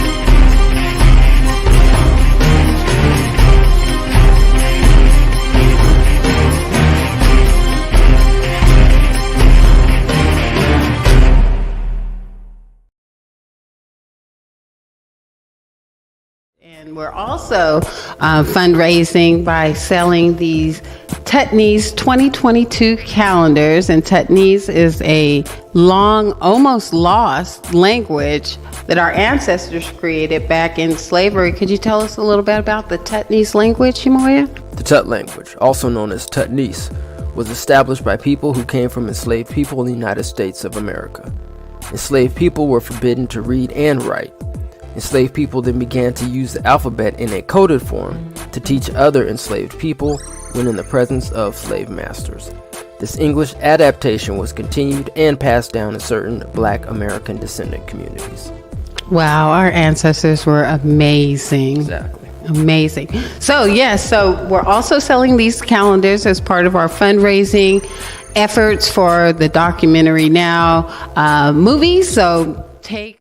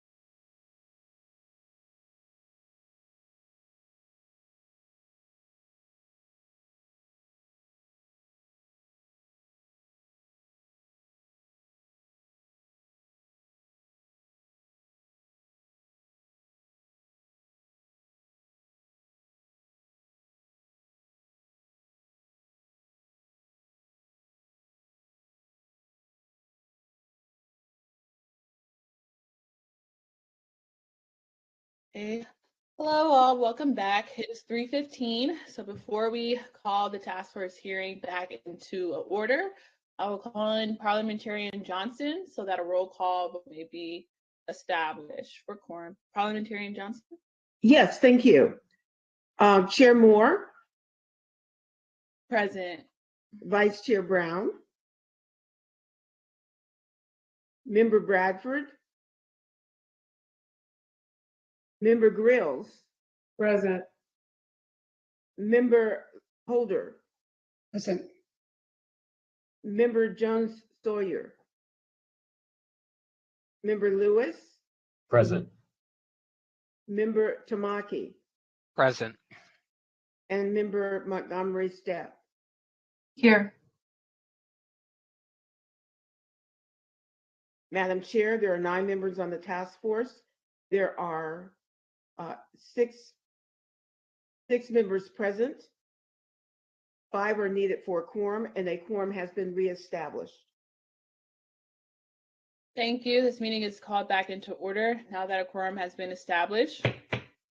The next item on the agenda is item number 20, which is number 21, potential action items scheduled for future meetings of the task force, with a discussion facilitated by myself and member Scott Lewis. And so before we get to the draft agendas for March and April that have been drafted by the California DOJ, we wanted to take an opportunity, and Devon Scott Lewis, feel free to jump in, but we wanted to take an opportunity for task force members to relay any comments or questions based on the future hearing proposals that we submitted to the task force last month as regards to future topics and future locations, because it's necessary that we do get a vote soon on solidifying the location dates at least, because as we transition potentially into in-person meetings starting in April, in order for the task force members to organize and accommodate our schedules, those locations would have to be solidified sooner rather than later. And then as well, the topics as well. Member Scott Lewis, is there anything you wanted to add? Not at the moment. I think it's for us to really know that we are representing what we think of as the kind of like geographic scope of the state. And it would be helpful, given that the task force membership is largely representative of folks located across the state, that you all feel that there is significant or at least sufficient representation of various communities. And just in case, oh, go ahead, Member Scott. Sorry, Member Grills, you're recognized. I'm sorry, I'm trying to find, my memory is not serving me, so I'm trying to find where the list is. Can you let me know? I'm looking in the January meeting materials, and our things are so voluminous and everything that we have, I'm not able to put my hands quickly on it. I don't have the meeting materials pulled up per se, because I have my own document for this document. I could ask California DOJ staff to pull up the document for the edification of you and members of the public. But if you have the meeting materials pulled up, you can do a control find, and you can look up, for instance, educational institutions and Black History Month panel, for instance. That'll probably take you right where you need to be. But We're trying to find it to put it up. We're trying to find something to put up. okay, great. I'll as the DOJ staff is helping with that administrative task, I'll just say straight out, right? So our in-person hearing is supposed to occur April. And then at our last hearing, we said that we had a quorum for April 13th and April 14th. And that meeting location is supposed to occur in San Francisco. And then so I'll just stop there.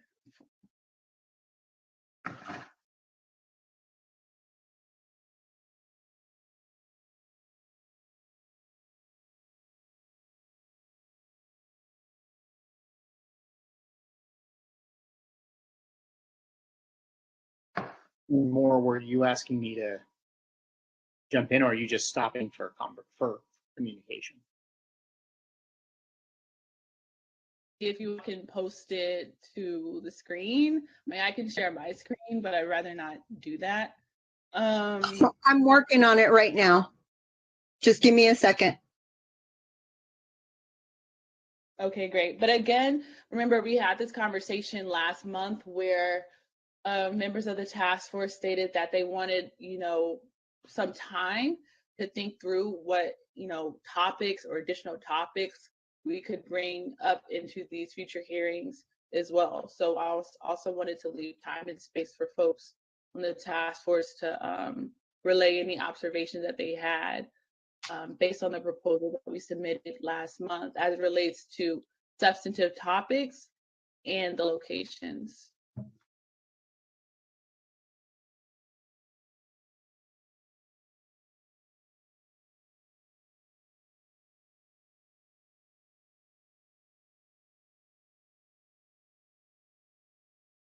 Chair Moore, I have a comment. Yeah, sure. Member Tamaki, you're recognized. Thank you. So the April meeting, we have April 13th confirmed, and then it says also a quorum for April 14. And I'm wondering, just to give members a heads up, whether it makes sense to go ahead and block April 14th also. Unless it's a problem for task force members, we're easily filling up 2 days of hearing time. And so I'm wondering, especially in the pre-launch of the report and some of the other things that will come up, including part 2 and the progress of interactions with the economists, whether we should just say that the meeting in April is a 2-day meeting, or was that intentionally set as a 1-day meeting with another day as a possibility?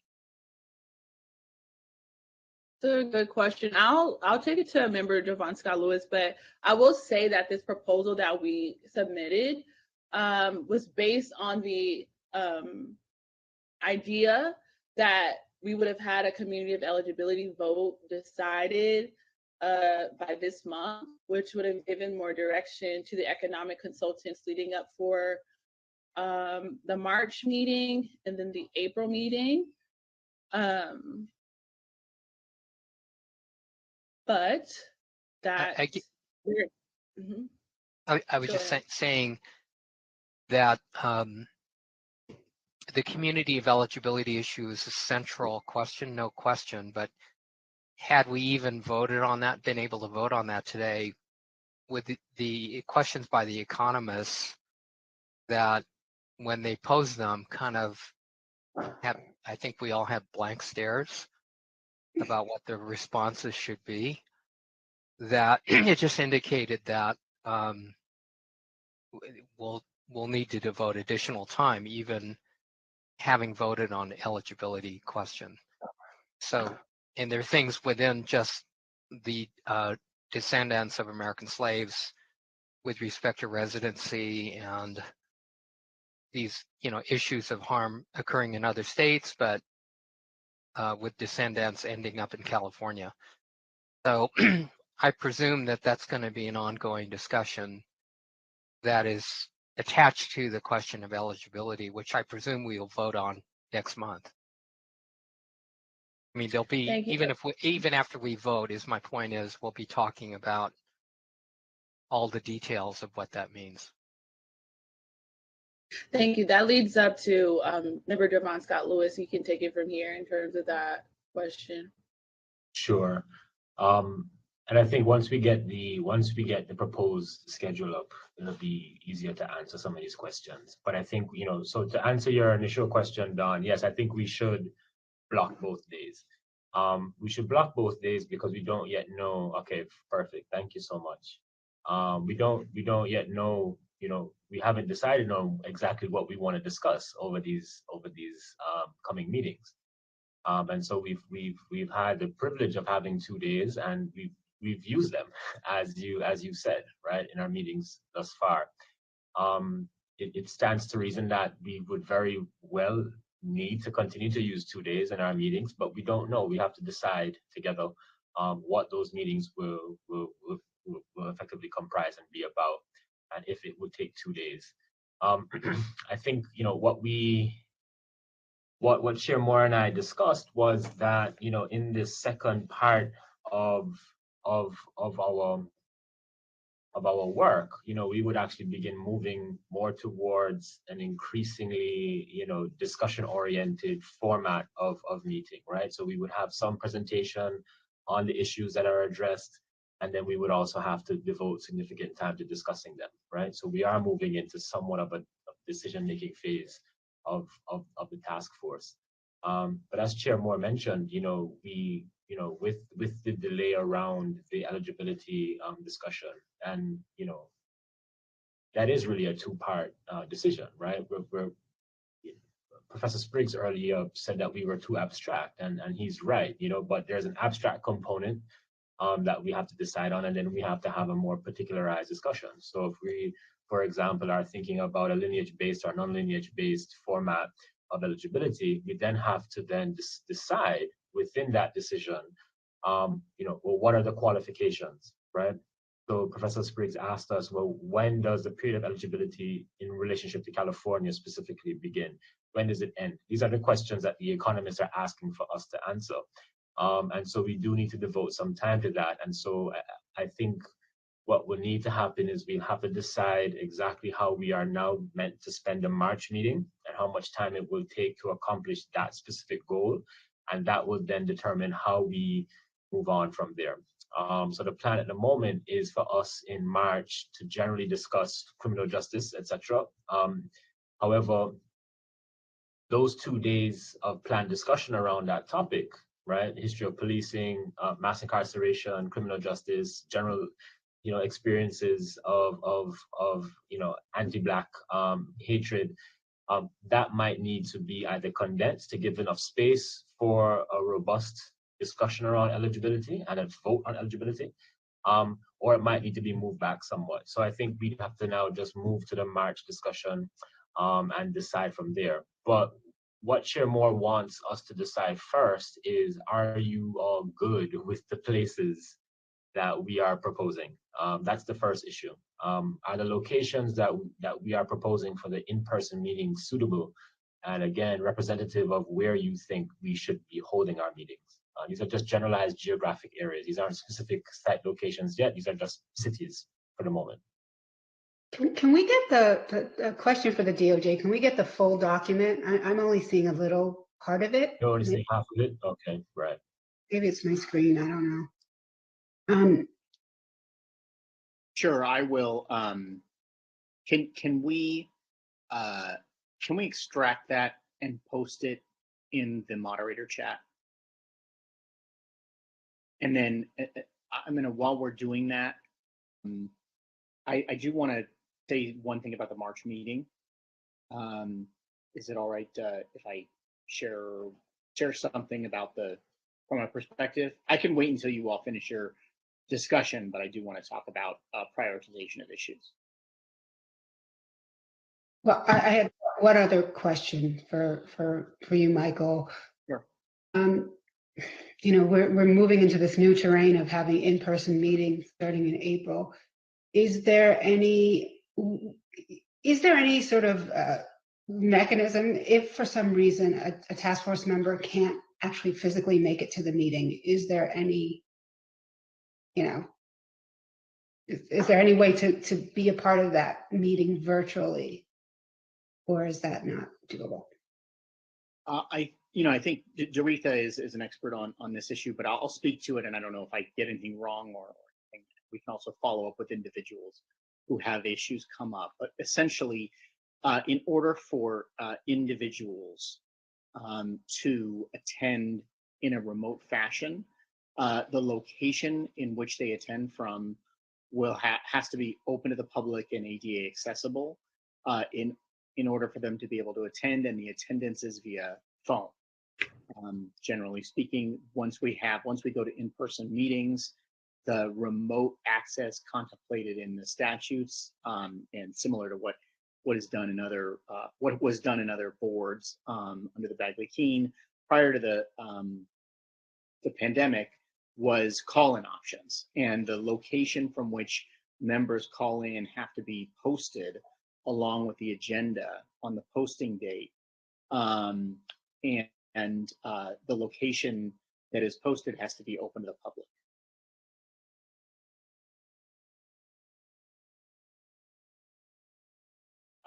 That's for the member to attend and vote and participate.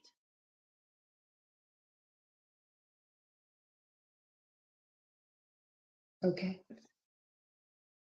I think that I can look back and refresh this and bring this into our March meeting and come back with a more detailed discussion. But I believe that in my sort of Bagley-Keene refresher that I gave when we thought we were going back to in-person meetings after the January meeting, I can give that refresher in the next meeting as well, just so everyone's familiar with it as we proceed.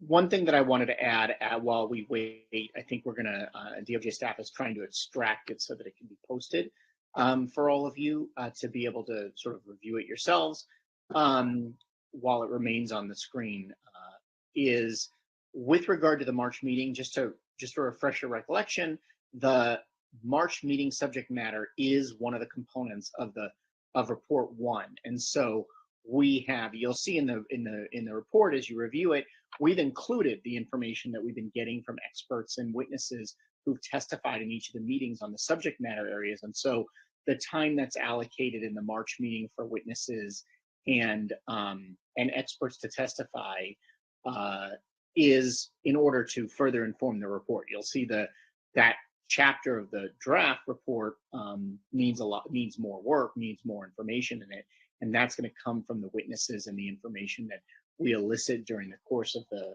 March meeting.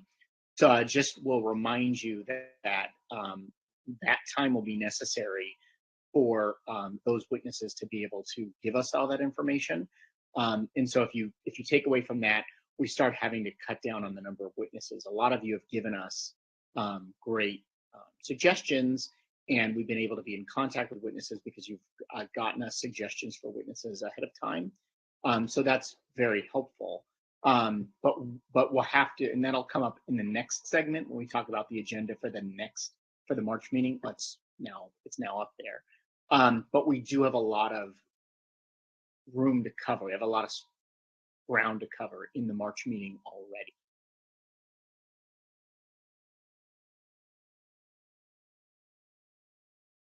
I just throw that out there for your consideration.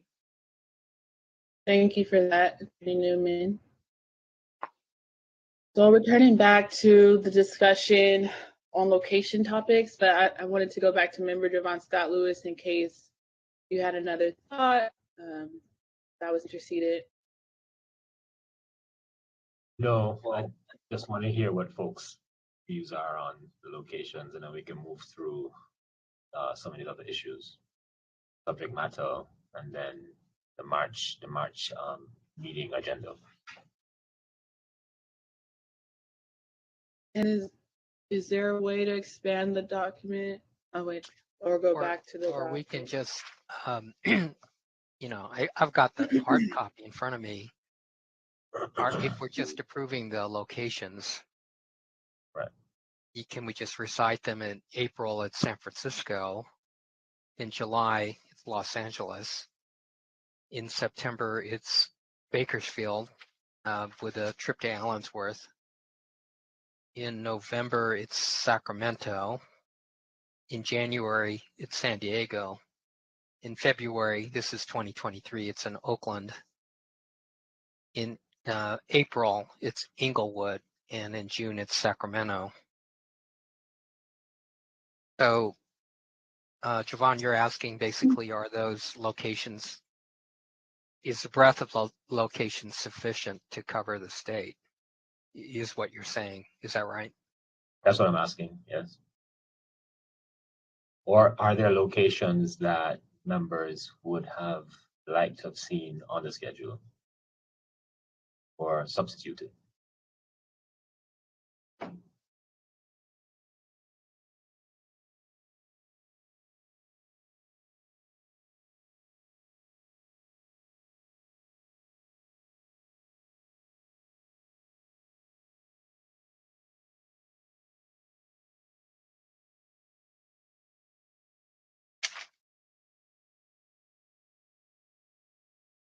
Good. Okay. Just providing. Oh, member Holder, you're recognized.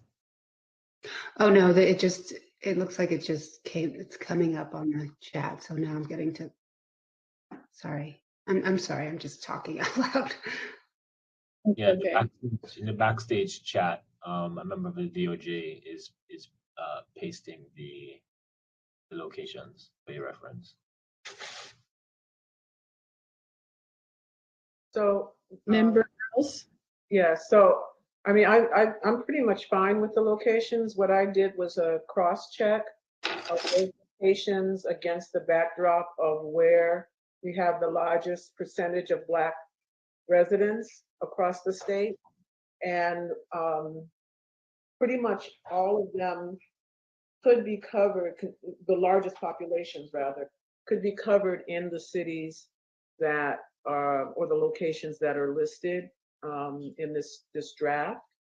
You know, there'll be a little bit more of a distance for some folks to travel than others, but it looks like, you know, we're hitting areas that would allow people who might want to attend to be able to be present.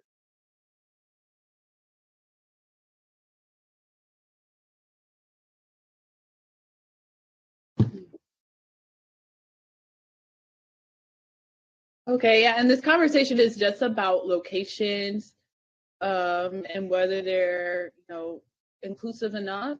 The dates and things like that actually might be changed. For instance, the proposal is says we're going to have a meeting in March, April, and then one in what is it, June? But you know, there might. Sorry, go ahead. It was July, I think. Why? Yeah. Oh, July. Right, but things we might change it up a bit. So I just said that to say, for the purposes of this conversation, let's just hyper focus on the locations and entertaining a motion related to the locations and their, you know, geographic inclusivity. Chair Moore. Yes, Member Montgomery Stepp, you're recognized. Thank you. I know that folks still may be looking at the locations, but I'm happy to move the locations that are in the proposed public hearing schedule that is before us. Is there a second? I second.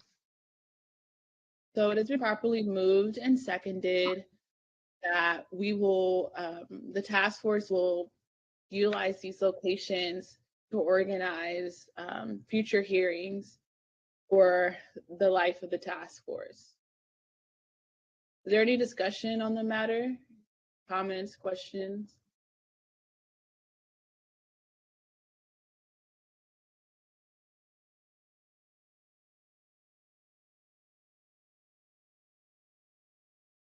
Well, I will say a location that was not necessarily left out, but I don't think the Inland Empire per se is listed as a potential location. I think the closest location to the IE would be like somewhere like Los Angeles or even San Diego. And so I'm just pointing that out. And so I would hope that with the listening session, there's at least a couple of listening sessions that particularly services the Inland Empire area, because there is a significant Black population in the Inland Empire, namely like Rialto and San Bernardino. Riverside. Yeah, Riverside, thank you. Right. And there are a couple of the anchor organizations have roots in the Inland Empire, and their network covers the Inland Empire. Okay, great. That works well. Are there any other questions or comments related to the motion on the floor? Okay, hearing no further discussion, I'll call Parliamentarian Johnson so that a roll call vote may be established on the motion, which is to adopt the locations in the proposal from the advisory committee as locations that we'll use for future hearings. Parliamentarian Johnson? Chair Moore? Aye. Vice Chair Brown? Member Bradford? Member Grills? Aye. Member Holder? Aye. Member Jones Sawyer? Member Lewis? Aye. Member Tamaki? Aye. Member Montgomery Stepp? Aye. Madam Chair, there are 6 members voting. There were 6 ayes and 0 nays. Thank you. There are 6 ayes and no nays, and so the motion carries as the ayes have it. Okay, so we're still in the same agenda item, but now that we have, the location solidified for the most part, we want to return back to if there's any comments, questions, or suggestions from the task force based on the proposal received since last month around substantive topics. And if not, we can just get along and go to the March draft agenda and start taking some action around that. And then the April draft agenda. Member Javon Scott Lewis, is there anything you want to add? No, but I'm recognizing that Dr. Grills has something that she wants to say. Thank you. So I know that, and I hear loud and clear that our agenda for March is pretty full. But in looking over the report section for education, chapter 6, and also going back and looking at the testimony that we had related to education, education was linked with something else, that it feels like we really haven't done justice to the topic of education. For example, the failure of the local control funding formula, the issues related to teacher quality and school finance, curriculum trauma. There's a long list, and we haven't touched on a lot of those things. And there are folks who are concerned that we haven't adequately, in their minds, also addressed education. And I'm thinking like there's a group that has quite an extensive set of connections, the Black Education Network. And so I'm wondering whether or not we could somehow fit a short panel, if nothing else, on education in the month of March, particularly since education is part of the school to prison pipeline, and we're dealing with criminal justice or the criminal legal system, the war on drugs and mass incarceration, along with the fact that particularly when you look at the education issues for incarcerated Black youth and for Black youth who are in the child welfare system and Black children who age out of the welfare system, TAY youth, transition age youth, their transition into the criminal justice system is almost a straight line. And we haven't really kind of dealt with that yet.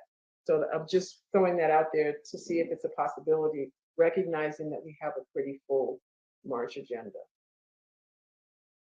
Yeah, I would say I initially, when we were coming up with this proposal, intended for, full panels on educational institutions from pre-K to 12th grade, right, and to collegiate and professional educational institutions to be a part of this month's hearing, actually in February.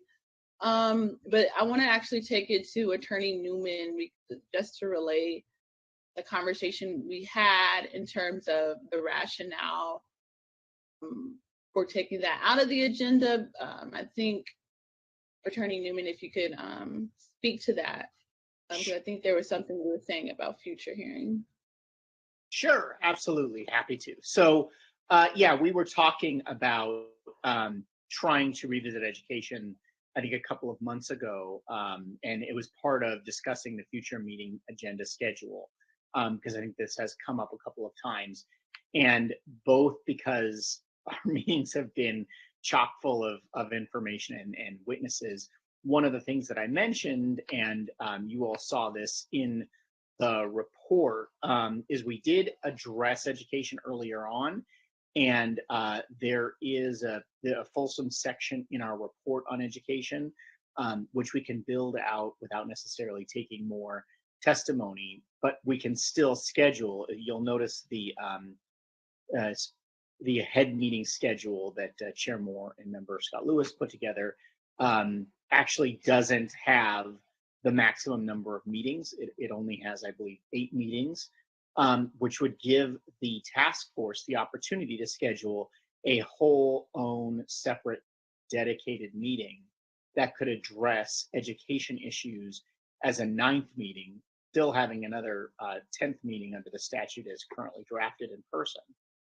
That would allow for a fulsome discussion of all of these education issues that have come up after the meeting in which we discussed education. So I suggested that as an option. The issue, I guess my question for you is the idea that you'd like to try to elicit more information to be included in report 1, or is it the context that Chair Moore and I were discussing it was looking at if there is a way, one of the components that AB 3121 talks about is other forms of reparations. So is the question looking at other forms of reparations impacting education, like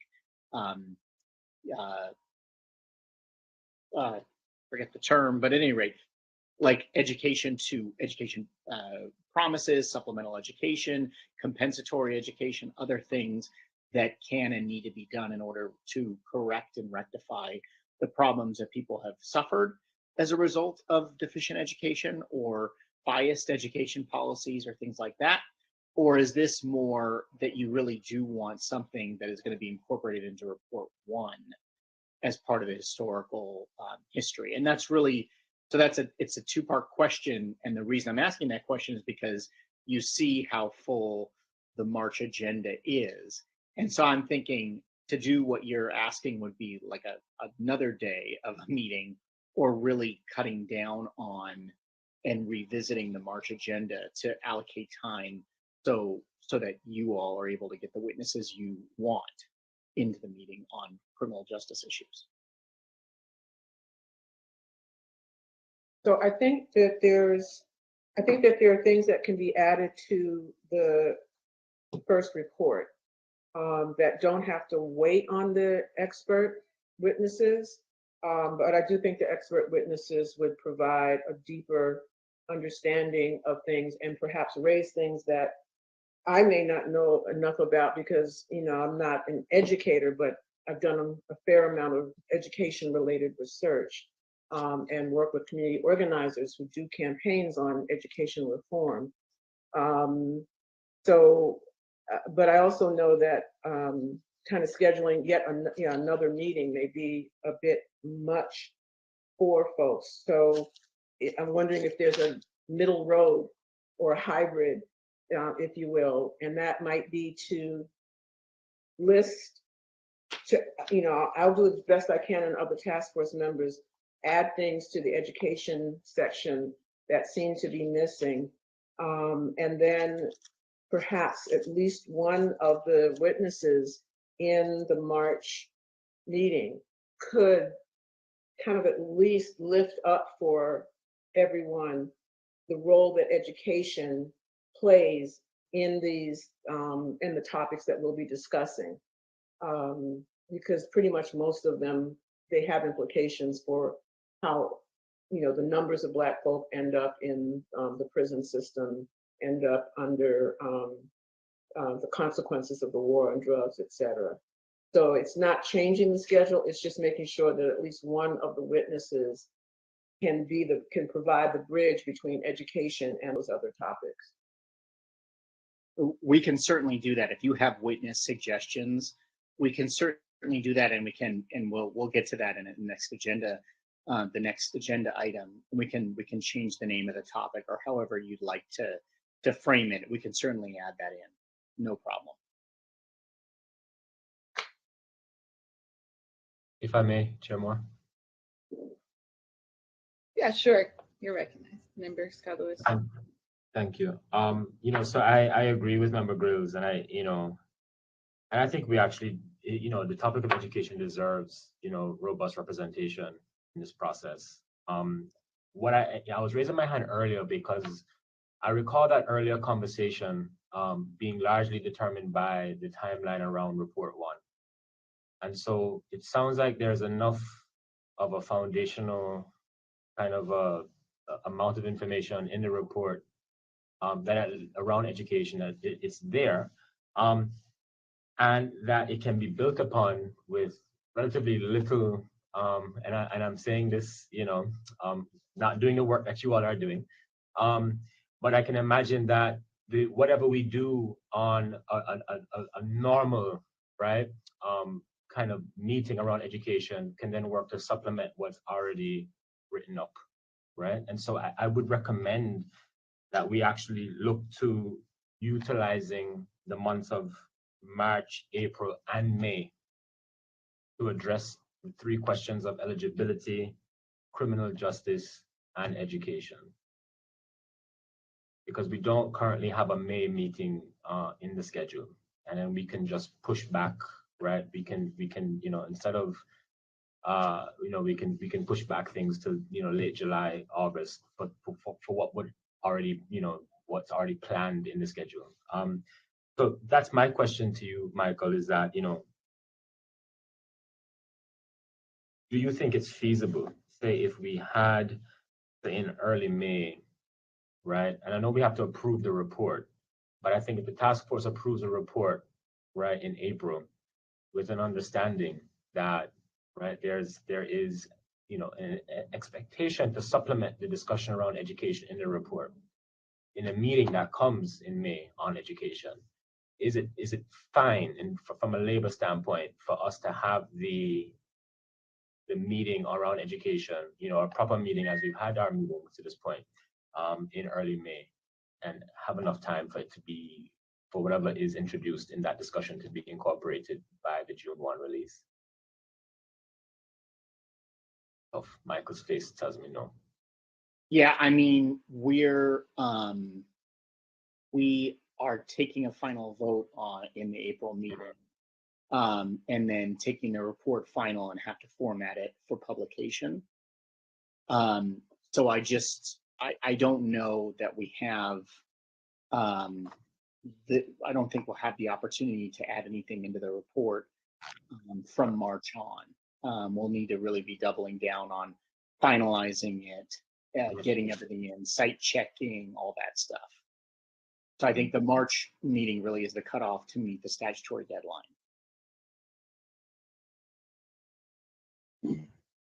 I think it's important to note that there are 2 things, right? One is a report and the service that the report provides, but then there's also these 2-day meetings, right?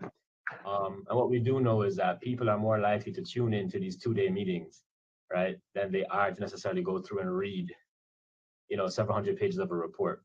And so it is really important that we actually, in doing a service to the California public, actually have a presentation on the issue of education. Especially right now, I'm at UC Berkeley, and we're seeing what's happening with the kind of, what will be the consequences of, enrollment gaps in University of California schools.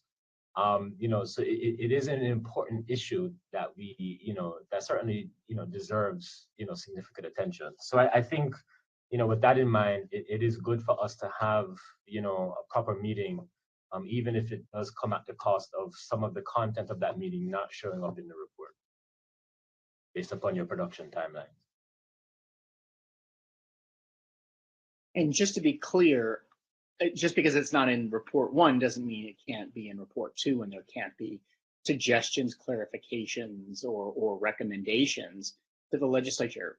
Report 2 will also be recommendations to the legislature, and we'll have some of the final recommendations. And having a standalone meeting, education may be an issue in which you members of the task force may think that there are special things that need to happen, special considerations, forms of reparations or programs. And so that meeting may be the opportunity in which you really do a deep dive into education.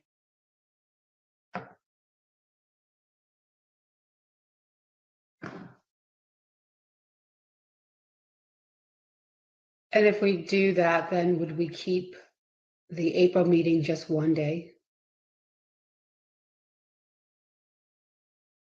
Well, from my perspective, I'm hearing 3 things. One is obviously the March meeting is full agenda.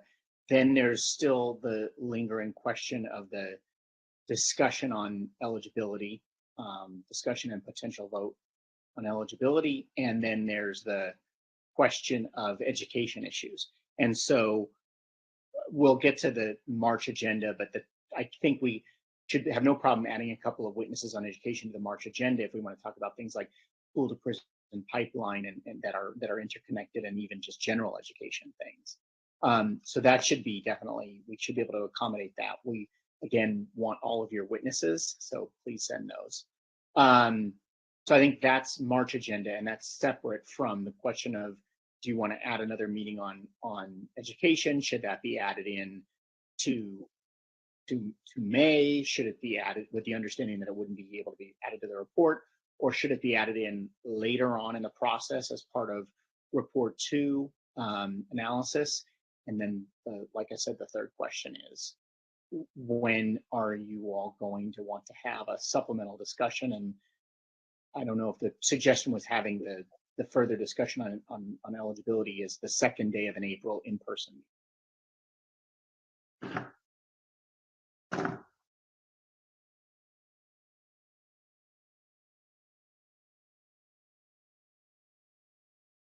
Thank you for that. So, Chair Moore, I wonder if I yes, Member Tamaki. Yeah, Sorry. go ahead. So on the issue of eligibility, there's some urgency for us to at least make a sufficient decision that the economists can get started. And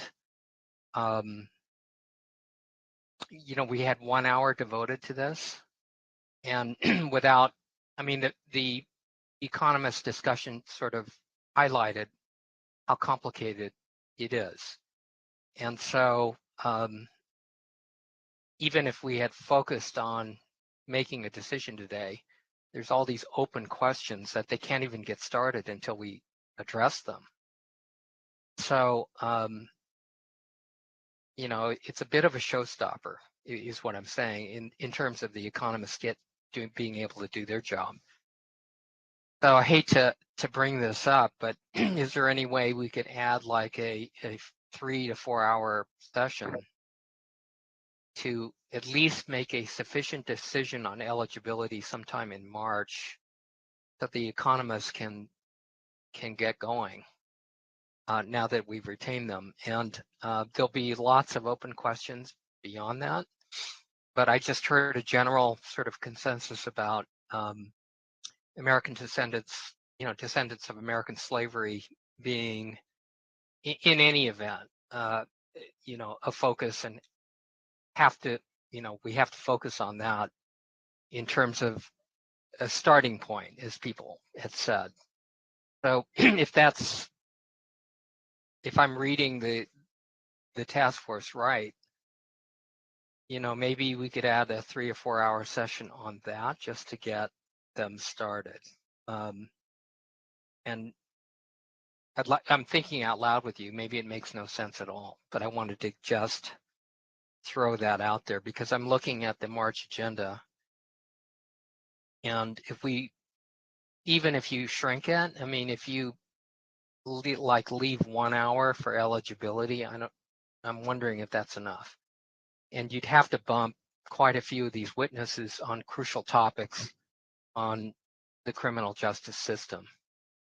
So the math is not adding up to me. I just think we need a block of time for task force members to each, speak their piece and at least resolve enough, not the whole thing, but at least enough for the economists to get started. Now, am I reading that wrong, or No. what's your sense of it?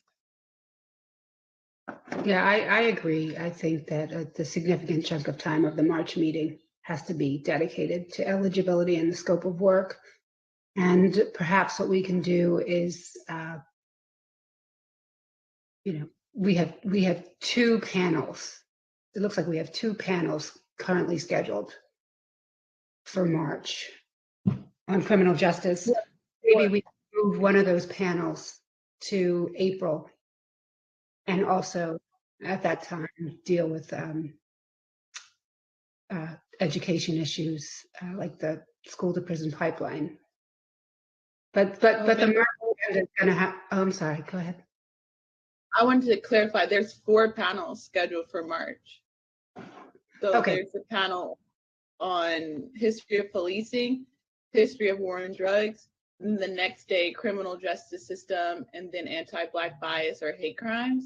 But Javon Scott Lewis and I both discussed about potentially condensing each of those 2 into like one for each day, just to show that we were kind of in alignment with what you're saying. And we also discussed that we would need to have more than 1 hour to discuss the community eligibility on the more abstract level, but then also on the more granular level. Whether we need 3 hours versus 2, I don't know, but definitely more than an hour. Sorry, I didn't mean to cut you off, Member Holder. Go ahead. I think that's on point. I'm in agreement with that. Member Grills, you're right. Yeah, and I think also to give us back some time, that I don't need an entire hour to do the community engagement. I think we can give that hour to the discussion of the community of eligibility, and I can simply do a bulleted kind of update with 5 minutes to explain it. The other thing too is that in order for us to fully have that conversation in March, it would be helpful if the economists could send us a list of the kinds of things that we need to be able to answer for them. We should have gotten that way back when.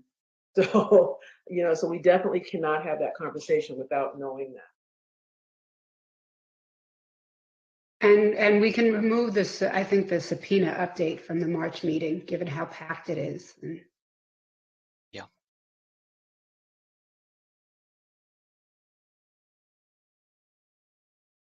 I'll just jump in real quick. I was going to ask the same thing that Member Grills asked, and even if we could have, even once we get here, a slide or 2 that can help us frame our conversation around some of those questions that they asked. I think it would just, I will speak for myself, it would help me think through, in addition to the questions ahead of time, just something here to help us stay on track.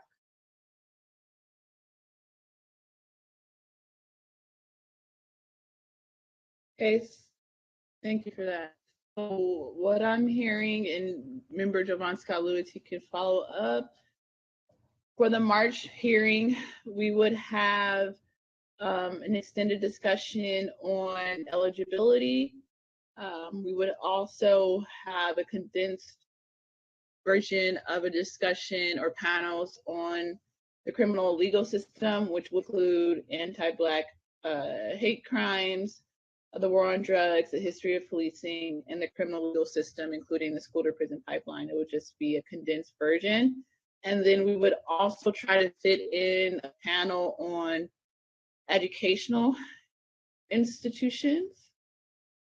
So in essence, for March, and then we would drop off or limit the time of the community engagement update and then take out the subpoena power update. So essentially, or in summary, the March hearing would include extended a time to talk about eligibility, condensed panels for the criminal legal system substantive topics, and then adding a panel on educational institutions.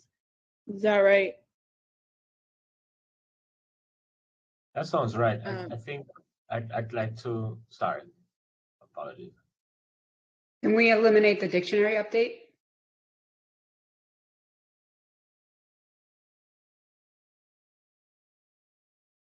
Yes, you've already voted on it and resolved the question. So that can definitely be limited. Yeah, sorry, my mic is messing up. Member Lewis? Yes, thank you. So in line with what you're proposing, I would like to just, state more definitively that for the March 2-day meetings,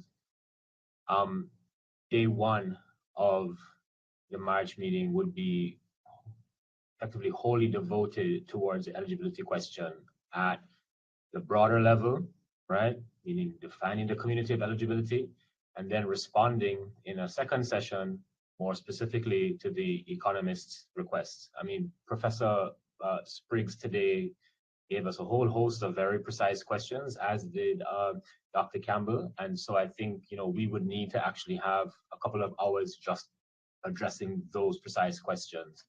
And so what that would mean then is that the second day would be a condensed criminal justice session, right? Chair Moore suggested the combining or the collapsing of the 4 categories into 2, which we can do in one day. And then I think, given that the April, if you go back to the longer schedule, given that the April meeting currently has as the 2 topics, right, the final report approval and the topic of educating the California public, it seems like that's also an appropriate time to then have the discussion around education. For me, as I said earlier, it's more important that we have a proper discussion than prioritizing the production schedule of the report. Mr. Newman said also that the topics that we discuss at any point can show up in the second report, which I think is appropriate. And so that's what I would propose. We need a whole day on eligibility. We really can't do anything less than that. Thank you. Thank you for that clarification. All right. Are there any other comments or questions based on what we discussed? If not, I'd also like to entertain a motion related to what we've discussed so far. I have a question, a clarifying question. Yes. So for Member Lewis, in the vision for day one, I hear 2 components, and I'm wondering, because it's important for us to try to nail some of this down in terms of getting witnesses. So is the vision for day one of the March meeting that it would be witnesses? For example, I know we had some witnesses that we've been working on for this meeting on legal issues, some of the legal issues, some of the other threshold issues. I think during today's meeting, there's been some requests about genealogists or some discussion around, I know, I think Lewis Gates was mentioned before. And so having some witnesses on those topics, and then having the experts consult, and then having a discussion and a potential vote, or are you thinking about doing it, having the vote first and then all those? Yeah, I'm talking about the voting the time to the discussion to getting the decision made. I would worry. I think what we do have to respond to are, what are the issues that the members who voted to delay the vote still need? What are the outstanding issues that they might need clarification on? And so, if they want to speak to those issues now, then we might devise a plan of getting answers, or finding experts who can respond to those precise issues.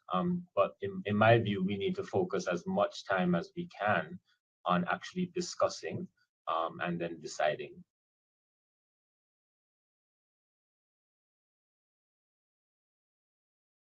So that would look like a full day of us discussing and maybe inviting these experts around the question, and then the decision would come towards the end of the day, as opposed to today where it was at the beginning, or supposed to be at the beginning. Well, what I'm proposing is that there's a two-part issue with the question of the community of eligibility. One is deciding on who the community of eligibility is, which is what we were supposed to do today. And then the second part is then deciding how to qualify how we expect to provide a scope of work on that decision, based upon that decision, to the economists. And so in that first day of the March meeting, the first half of that would be us deciding on the community of eligibility. The second half of that first day would be us coming up with very precise prescriptions to provide to the economic experts as guidance for how they should go about the work of accounting for reparations for this community of eligibility. Thank you for that clarification. I guess my only follow-up question, and maybe it's posed to the people who voted to delay the vote, what outstanding information is needed to help inform a potential vote for March? What type of experts or people we would want to invite to help inform the conversation? And, if we try to invite folks to help, those folks who voted to delay to get a better, more informed decision, where in the March meeting on that first day would those speakers be placed?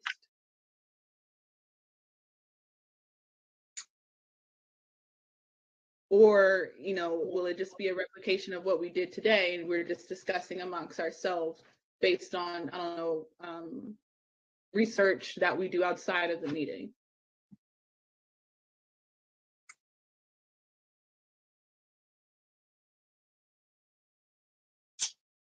Well, it was Attorney Newman asked the same question that I did.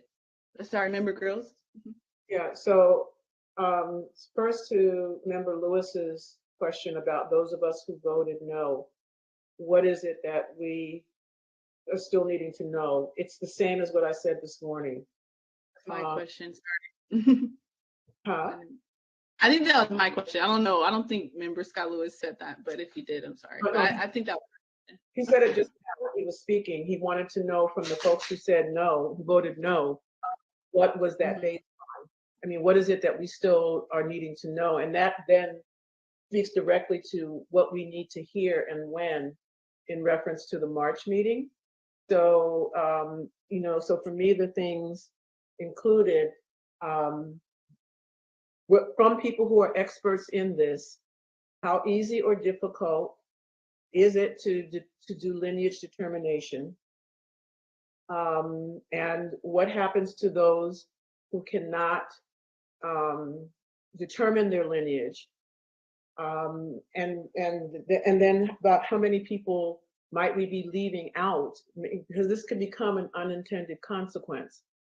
Mind you, we're also talking about, and I think we talked about a tiered approach, a layered approach, that the first and foremost primary concern would be descendants. I don't think anybody is questioning that. It's what happens for the rest of the folks. And so that then raises the other question for me, which is, really how many Black immigrants are we actually talking about in California, and over what periods of time? And then what happens if they are included? How does that harm the descendants in terms of any kind of reparations that are provided? And then what happens if you're, are we going to go down this rabbit hole of determining who's Black enough and non-immigrant enough, right? So, if you're from mixed parentage, mom was, African American and dad is from Jamaica, what does that mean? And then the other thing is, what do we do for folks?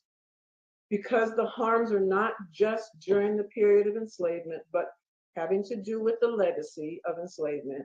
What do we do in situations where all Black people were harmed, like running a freeway through someone's neighborhood and they lost their homes? What do we do? And Professor Spriggs raised that question as well. What do we do with those folks? We say, okay, you're a direct descendant, and so the harm done to you gets acknowledged and repaired. You actually didn't, you lived here for 2 or 3 generations, but you immigrated in, so you're not included in the reparations. I just would like some clarity on those kinds of things. And the last part is, and this was again raised by Professor Spriggs, but I think it's one that we really need to grapple with. And I don't know if I have to go back and look at the information, but what is our starting point? Is we need to figure out these. We need to figure out these kinds of parameters. Are we talking about when California entered into the Union? Are we talking about when Black folks were still coming here and being disrespected and abused and oppressed prior to California entering? So how do we decide that? I personally don't want to just arbitrarily pick a date and say, okay, it would be on this date. What am I basing that on? Madam Chair. Madam Chair. Yes, Vice Chair Brown. Member Grills, were you finished? Just making sure. Yes. Yes, Vice Chair Brown, you're recognized. I repeat again my position. If we're to be a deliberative body for the good of the people,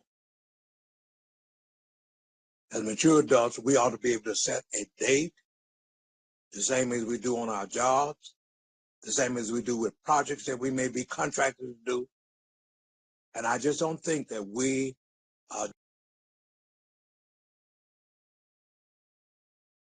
to this task, but not even setting a date. And you know what that sounds like?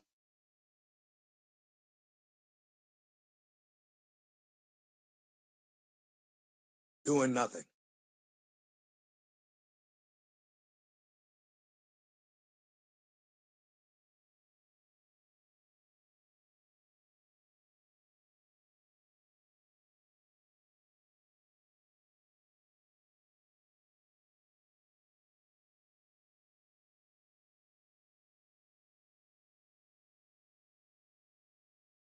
You're muted. Go ahead, you're recognized. Oh, thank you, Chair Moore. So what kind of concerned me was, our 2 legislators whose responsibility is to translate these recommendations into legislation, saying we just need more time to discuss this. And I would like to get their input. Maybe they mirror some of the things that Member Grills just said. Maybe not, but maybe, again, respecting Bagley-Keene, maybe that's something that the DOJ or perhaps the chair, without violating Bagley-Keene, could ask them. But I'm sure as legislators, professional people involved in how policy becomes law in legislation, if they're saying we need more time, that's a big deal, more than an hour. So I think that was part of it. Oh, Senator Bradford is on, so it would be good to hear from him. And the Assemblyman Joan Sawyer talking about stopping the continuing harm, which he was talking about contemporary harms that affect everyone with Black skin, to quote him. I think it sounded like he needed more time to mull that over as a legislator. So if there could be information coming back from Assemblyman Joan Sawyer, that would also be helpful, I think.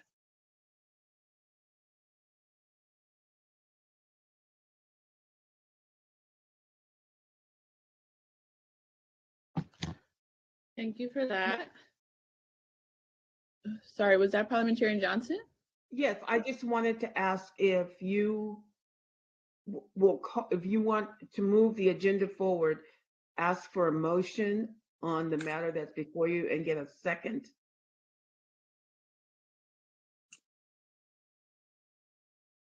Because I'm not clear. Yeah, because that's where you left off at. Yes, so there were still some outstanding questions that people had, and I think Rep. Tamaki wanted to hear from some of the legislators on the task force.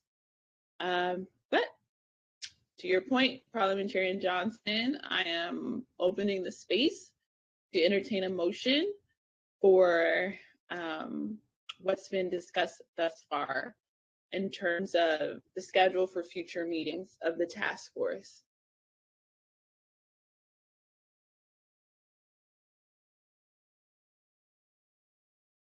Member Bradford, are you trying to speak? I apologize. I was on a plane, so are you guys going to go over that schedule just real briefly? Don't have to go in detail. Just curious on the next scheduled meetings. Yeah, just a brief summary. What we've, in terms of consensus, what I think we've heard so far is that we'll have a March meeting where the first day will be solely dedicated to issues surrounding eligibility, where we'll discuss on the more abstract and take a vote on who should be eligible for reparations on the more abstract level, and then also have discussions on the more granular aspects of eligibility, utilizing the questions posed by the economic consultants today. And then on the second day, we will have a condensed version of our panels on the criminal legal system, which will include discussions on the history of policing, anti-Black bias or hate crimes, and the war on drugs, and the school to prison pipeline. And then in April, Jovan, do you want to talk about that, the April one? Yeah, so that's, thank you, Chair Moore.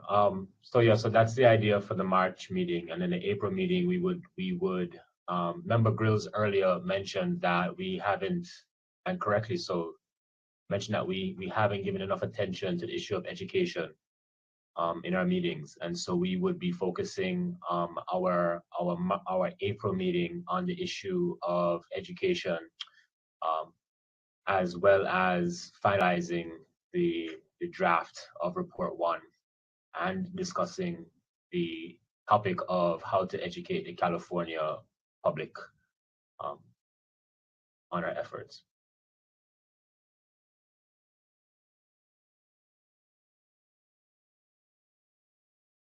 Right. Thank you.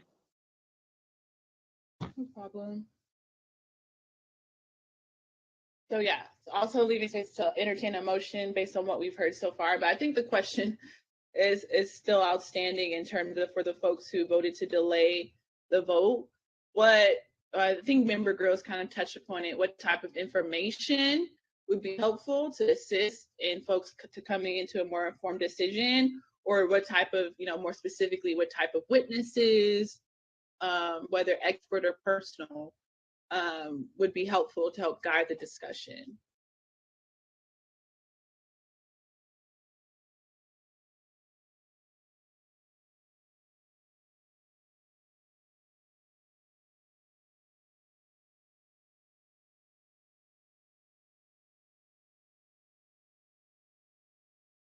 Well, I'll respond. I think what Dr. Grills touched upon earlier today, kind of like a first tier, a second tier, and then a more granular identification of those folks who are in first, and then those individuals who are from the remnants of slavery here. So I thought someone had spelled those steps out, and I thought it was like a 3-level step. That's kind of like the fairest approach right now, I think. So if I'm misquoting that right now, please correct me. But that's what I thought someone had suggested earlier today. And I'm sorry, I have been in and out of this today based on session and travel and everything, so I apologize. Thank you for that. I think that type of discussion will have to be for March. The question was really, for folks who decided to delay the vote, what type of information, not necessarily what you were speaking to, Bradford, but what type of information or what types of people outside the task force would you want to hear from to help you come to an informed decision when it is time to vote? That was the question. I got it. And I think we've had great witnesses. I just think, just like the experts we saw today on, we just got to better refine it. That's all. I think that's was my unreadiness, not based on information, but better defining, narrowing it down to who's entitled and, from there. But I think, I'm not saying I've heard enough, because everything I'm hearing is just very informative, very educational, but I don't have anyone in particular that I would need to hear from right off the top of my head. I just think we as a task force just has to drill down a little more on what we want to do and who we want to identify as eligible for reparations. That was my unreadiness. Okay, thank you for that. I'll just say, I think it would be interesting if since we are, since we did vote to delay and we will have a whole day, it would be helpful to invite, genealogists or genealogy societies to help inform the conversation about the lineage-based question, even DA companies for folks who are in the system. That could be helpful as well. Well, we'll see, depending on their expertise. We don't know so far. And even people who speak to the concepts of delineation or disaggregation. I think there's two sociologists from Princeton University that wrote a book called, I think it was, I forgot what it's called, but essentially it's talking about, sorry, I'm gonna pull it up. It's by Taji Hamilton, and it's called Immigration and the Remaking of Black America. So I think it would be important to invite scholars, sociologists like Taji Hamilton from Princeton University, who dedicate their lives' work to these type of conversations, that also come to the task force if they're free and able to assist with the conversation. But again, I'm conscious of time, and it's 4:30. So again, opening the floor to entertain a motion based on what we've talked about thus far in terms of content for the March and April meetings. Just leave it there.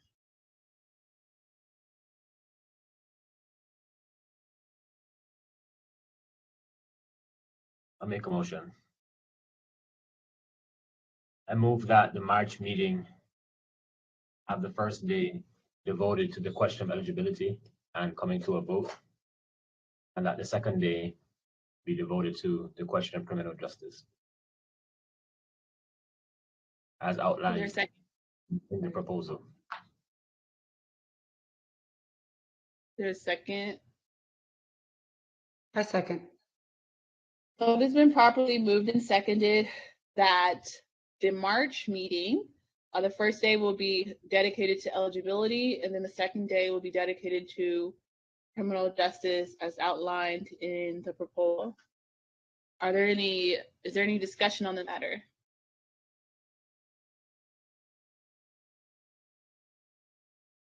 Member Lewis. Yeah, so my only point is that, while I'm happy for members to have, further testimony to help clarify the issue, I wanted us to make sure that we don't occupy the entire day with testimony and leave ourselves without adequate time for decision, which will inevitably require some discussion and maybe even debate. I'm a bit wary that we could easily take up all of the time on the day with testimonies by genealogists, etc., and not have time to come to a decision.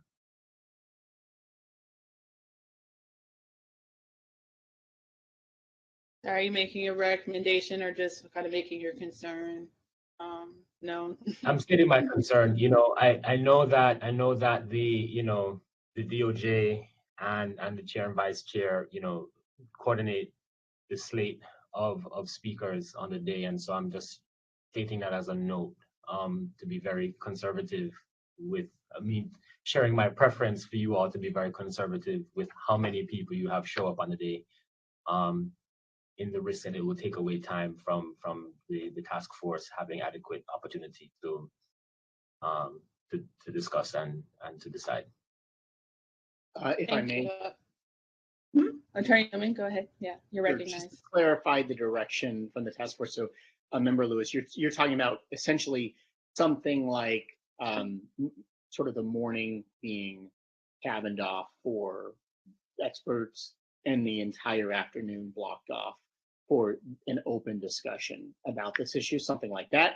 Or are you thinking, it sounds like what I was interpreting you was saying is the lunch break being the demarcation for the day and the afternoon being the discussion and action.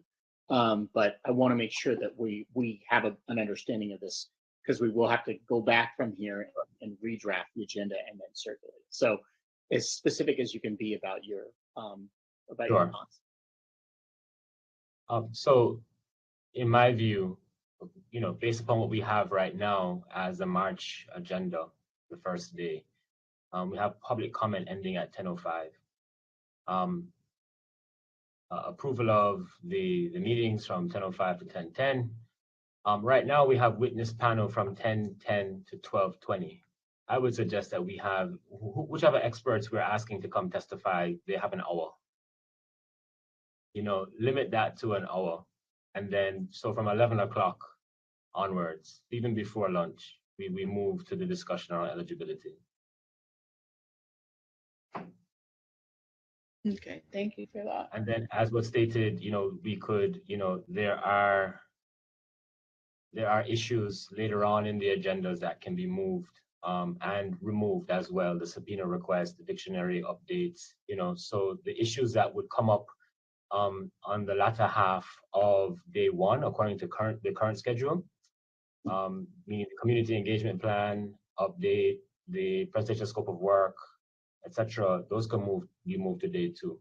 I just want to make sure that we have the time to come to a decision and to, not just come to a decision, but to very clearly provide the economic experts with, very clear guidance about what the scope of work needs to be. And that relies upon, a definitive understanding of the community of eligibility. Are there any other comments or questions related to the motion on the floor? Just a comment. I think that makes sense to me. We've got to have time for discussion. Thank you for that. Any other comments or questions? Okay, hearing no further discussion or comment, I'll restate the motion. So the motion on the floor is for the March meeting day one to be solely dedicated to issues of eligibility. And the second day will be on criminal justice, and then also taking in Jovan's contribution that, any people that we invite to weigh in on the idea of eligibility have no more than an hour, so that the task force has significant enough time to discuss amongst ourselves and take a vote. Okay, so Parliamentarian Johnson, without further ado, if you may establish a roll call vote, please. Yes, I will. Thank you. Chair Moore? Aye.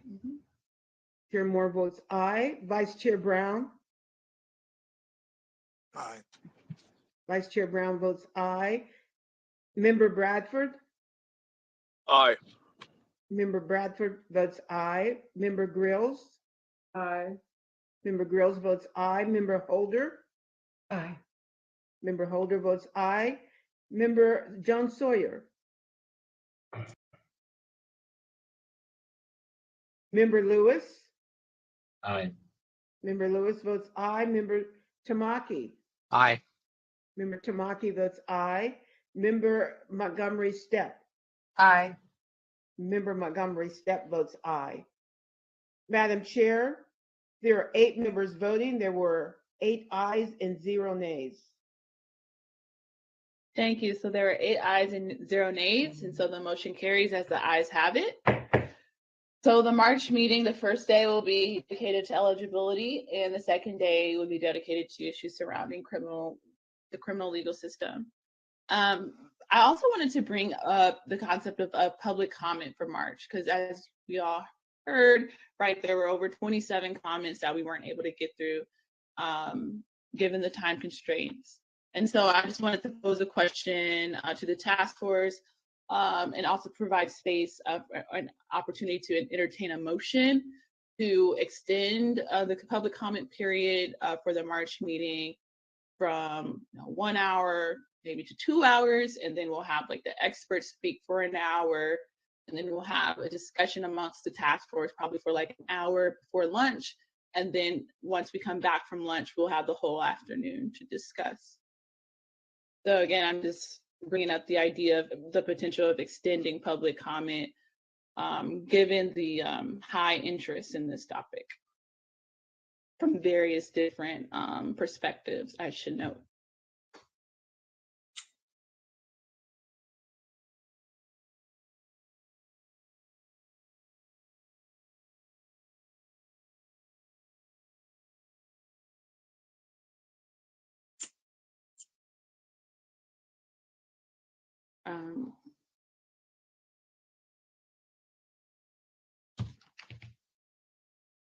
So is there anyone fundamentally opposed to extending public comment at all?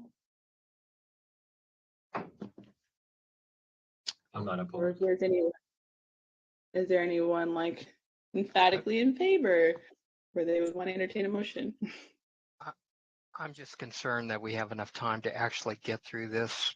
It's a gating issue, centerpiece of the task force work, and it's urgent because of the need for the economists to get going. At least that's how I read it. So I just want to make sure that we have enough time to get through it. I mean, for example, I would be fine with the session starting an hour earlier instead of 8 o'clock, but we just need enough time to get to the issue of eligibility. So I don't think anybody wants to cut off public comment or reduce it. We want to hear everybody, but we can't do our job if we don't get through the issue of eligibility. And so unless I'm misinterpreting you, Chair Moore, if we extend public comment and then end up not having enough time to vote and make a decision and to get it extended again, I don't think that helps us. And I might add, maybe instead of extending it for an hour, maybe a half hour, and take Mr. Tamaki's suggestion, starting an hour earlier and just extend it for a half hour.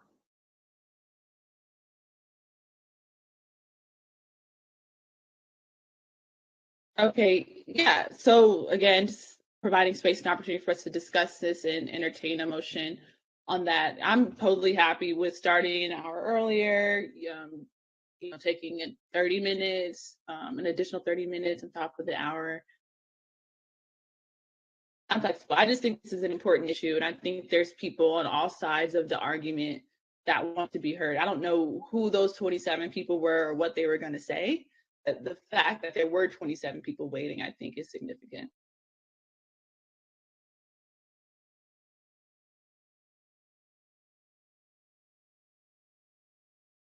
Agree.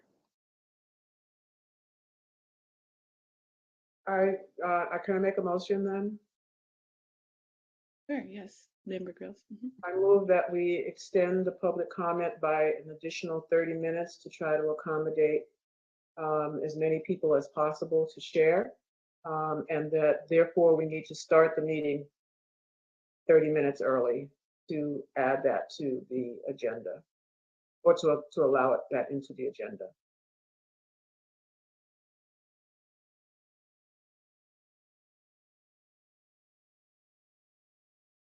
So moved. Second. Okay, so it has been properly moved and seconded that the March meeting will start at 8:30 a.m. instead of 9 a.m. to allow for 30 more additional minutes of public comment. Is there any discussion on the matter?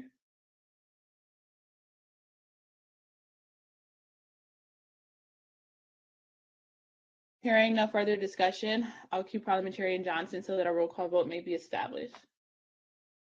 Thank you. Madam Chair, Aye.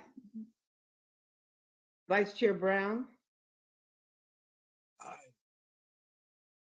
Member Bradford, Aye.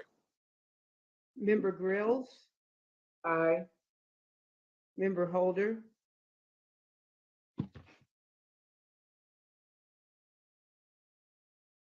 Member Jones Sawyer, Member Lewis, Aye. Member Tamaki, Aye. Member Montgomery Stepp, Aye.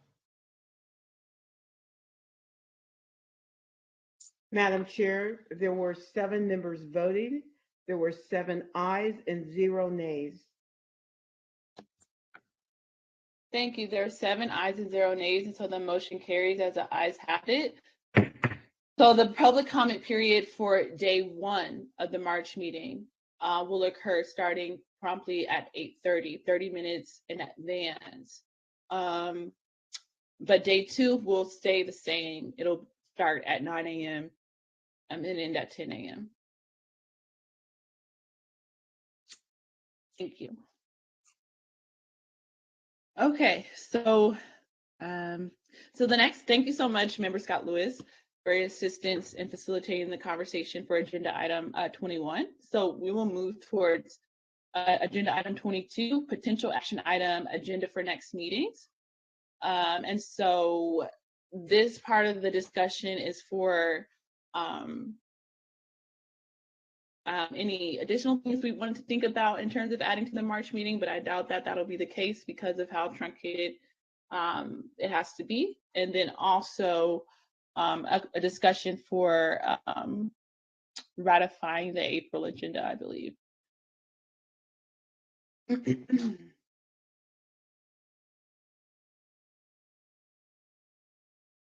So, Member Scott Lewis, if you could, since we already did this, but can remind folks for what's on the agenda for the April meeting. So, of course, we talked about in this meeting a small or short panel on educational institutions,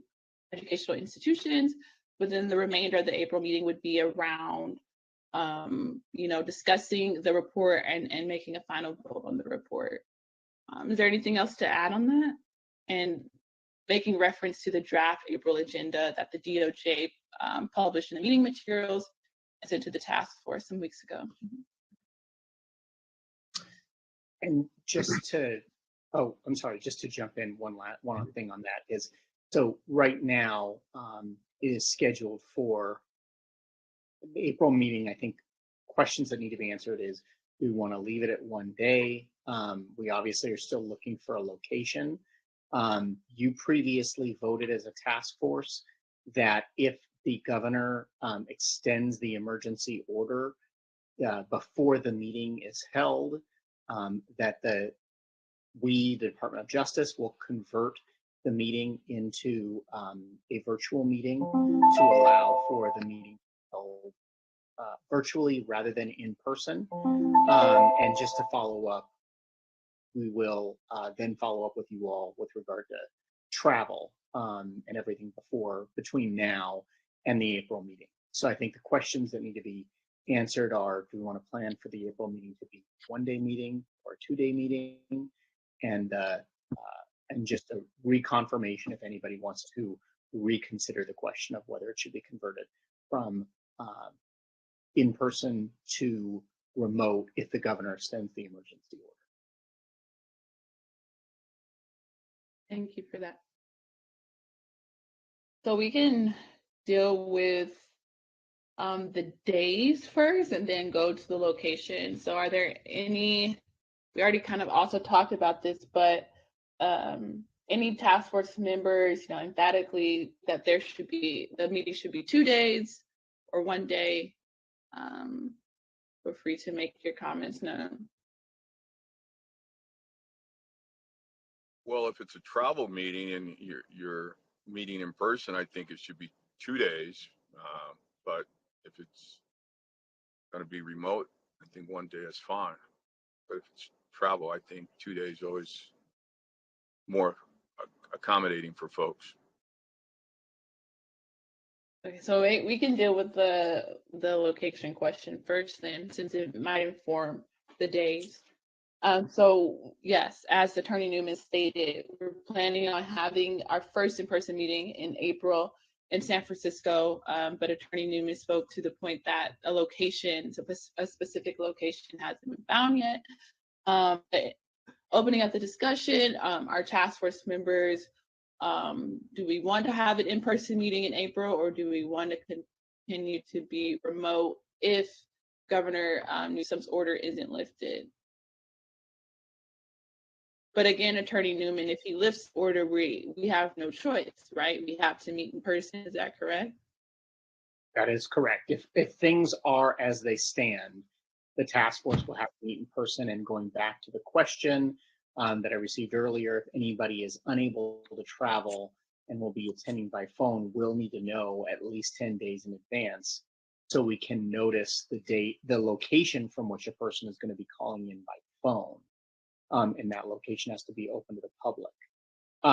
But otherwise, we will figure out a location. We're still working on figuring out a location. We'll set that location. It'll be part of the agenda, and we will proceed in person. It's only if the governor extends the emergency order, allowing for virtual meetings, that you all previously decided if that order is extended and the task force has an option of choosing in person versus remote, the task force collectively voted to remain remote.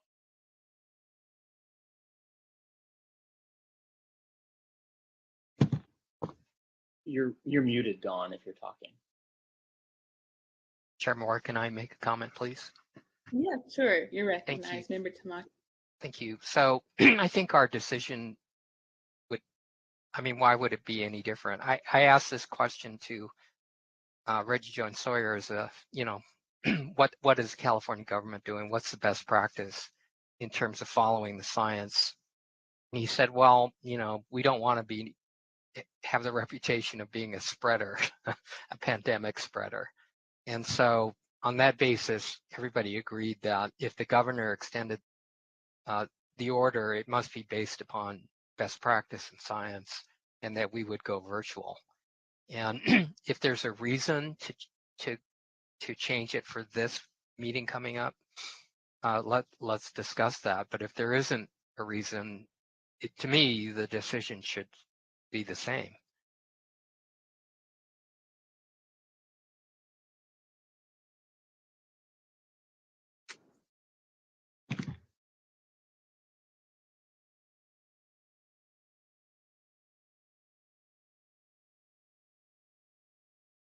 Okay, and so that decision, just to reiterate, is in alignment with what Member Reggie Jones Sawyer stated.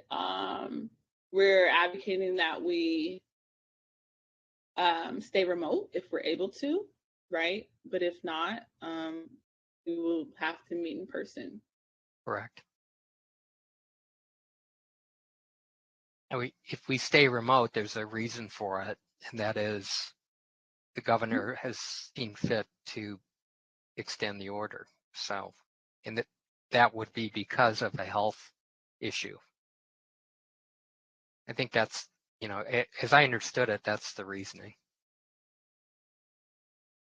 Yeah, that's great. I think there's still, it doesn't necessarily resolve the points that Bradford was speaking to. So if we're in person, are we advocating for a 2-day meeting, as opposed to if it's remote, we're only advocating for a 1-day meeting, right? That is also something in the air. And then also Attorney Newman, it may not even be relevant or helpful for this discussion right now, but just putting it out there in terms of, has there been any leads in terms of locations, particularly in San Francisco?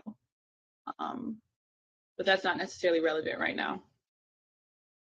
I wonder, Chair Moore, can we book the 2 days with the option to go back to 1 if necessary? I just think that it's been our,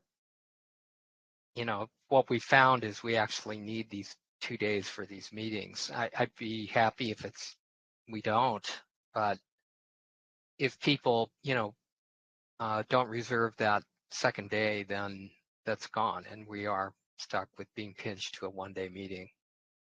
So if the task force is not ready to commit to 2 days, can we at least reserve that time so it's marked out on everyone's schedule? I think that sounds good. Reserving the 2 days just to be on the safe side. And then I know that the draft agenda that the task force sent out for April is just based on a 1-day schedule.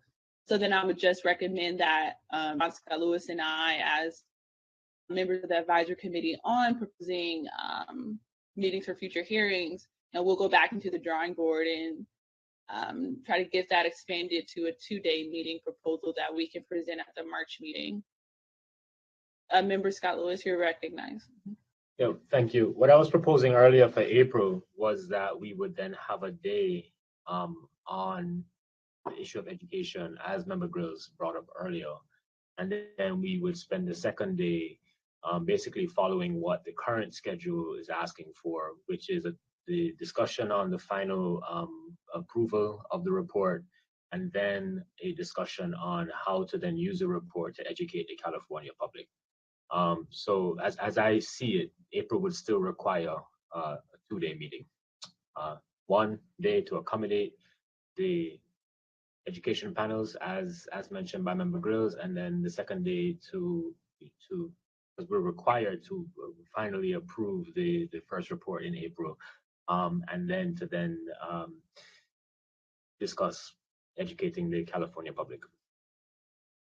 Okay, which great. was set forth Thank you for that. in 3121. So that second requirement of discussing how to educate the California public was set forth in the bill. So we do have to discuss that. Yes. Okay, great. Thank you for that reminder. So now we can just open the floor to entertain a motion for the April hearing. Restate what you said if you want.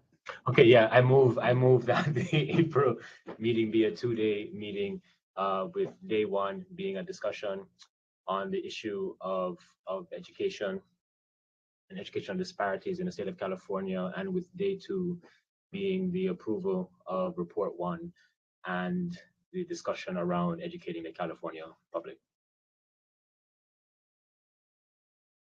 Second.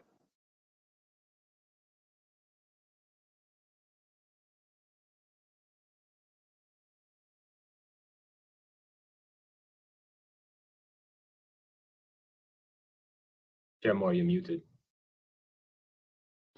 Thank you. Sorry about that.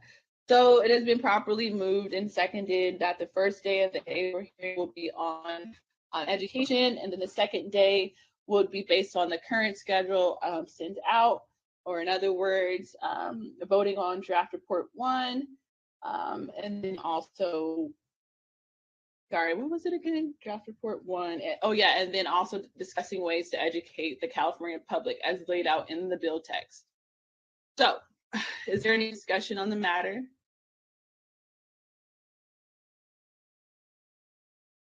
Okay, here for the discussion, I'd like to cue parliamentarian for a roll call vote.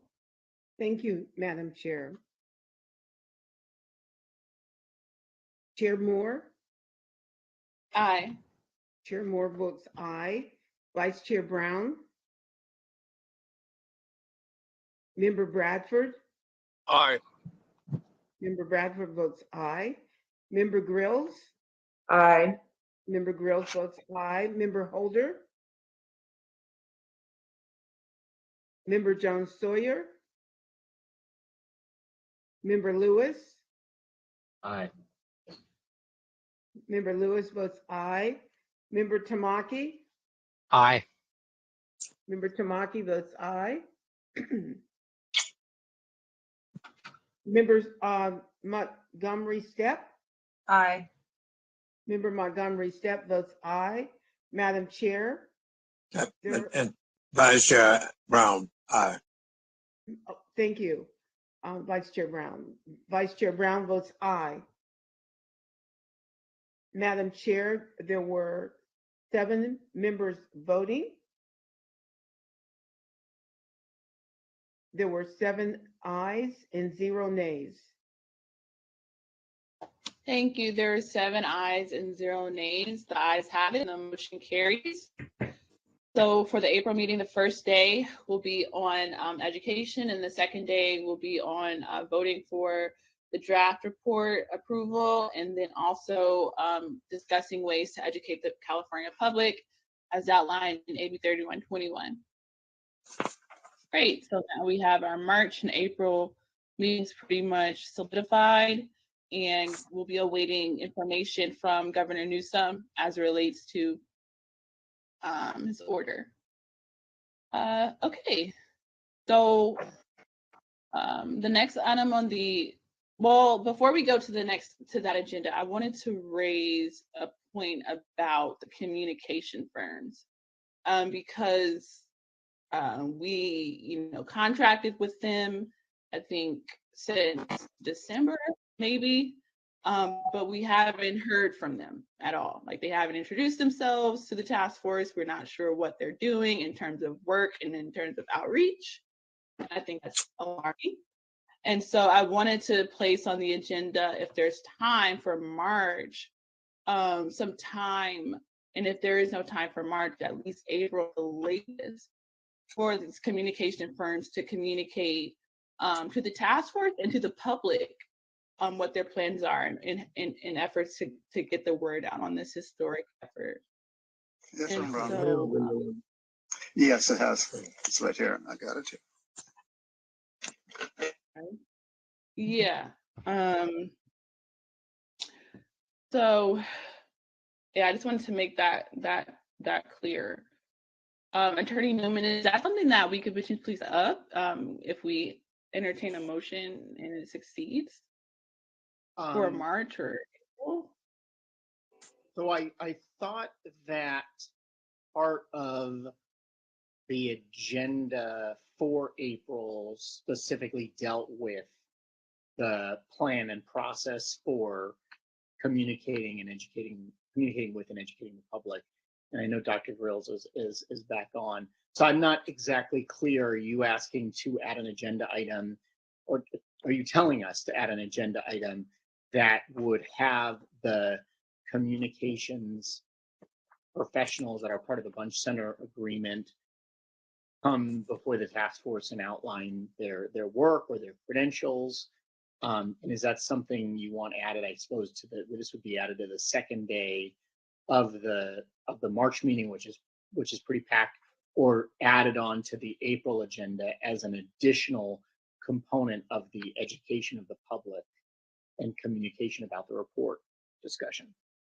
I would say the second day of the March meeting, it could be brief, kind of similar to the presentation that Professor Stoll and the Anchor organization gave yesterday. It's just a brief introduction and their plans and things like that. I think it's important to kind of get these communication firms on record, who they are and what they plan to do sooner rather than later. So do we need to do a motion on that, or is that just a directive I can say, can we, as part of the agenda for the second day of March, we invite them to speak? I think that you all just set the agenda by vote for the March meeting previously. So I think, not unfortunately, but I think just in order to be clear, I think you do need to have a motion and add that amending the vote you just took on the agenda. That's correct. Thanks.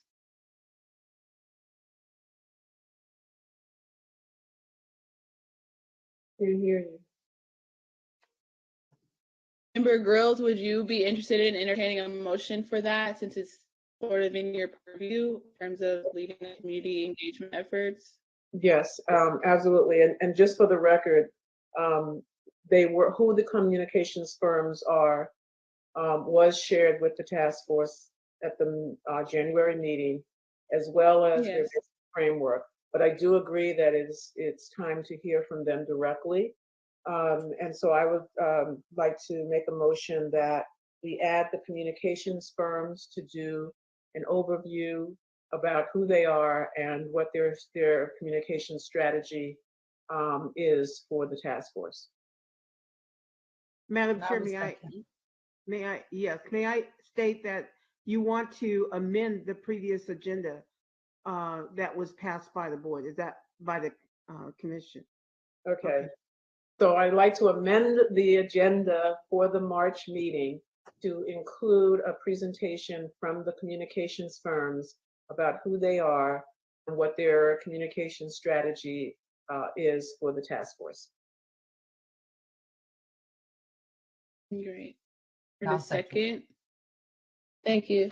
So it's been properly moved and seconded to amend the March agenda to include a presentation from the communications firms on the second day of the March agenda so that they can introduce themselves and to provide an overview of their communication strategy to the task force and to the public. Are there any questions or discussion on the matter?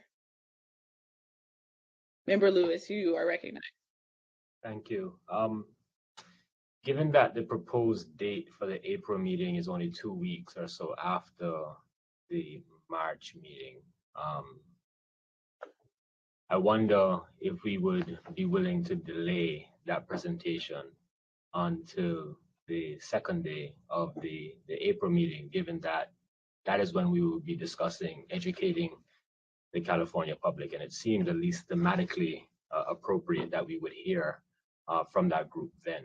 And we might be able to actually engage them with some planning and also give them some time maybe to kind of come up with something to present to us. That's my thought, especially given the fact that the second day of March is already so packed. Yeah. I do worry, that we would, do a disservice to a robust enough discussion around criminal justice. Thank you. That's a good point. I tried to get my hand in there before Member Grills, advanced the motion. Sorry. No, I don't know. I just, once the motions get moving, pun intended, I don't know when to interject. So I think member girls can withdraw the motion and then someone can withdraw the second and then we can start over.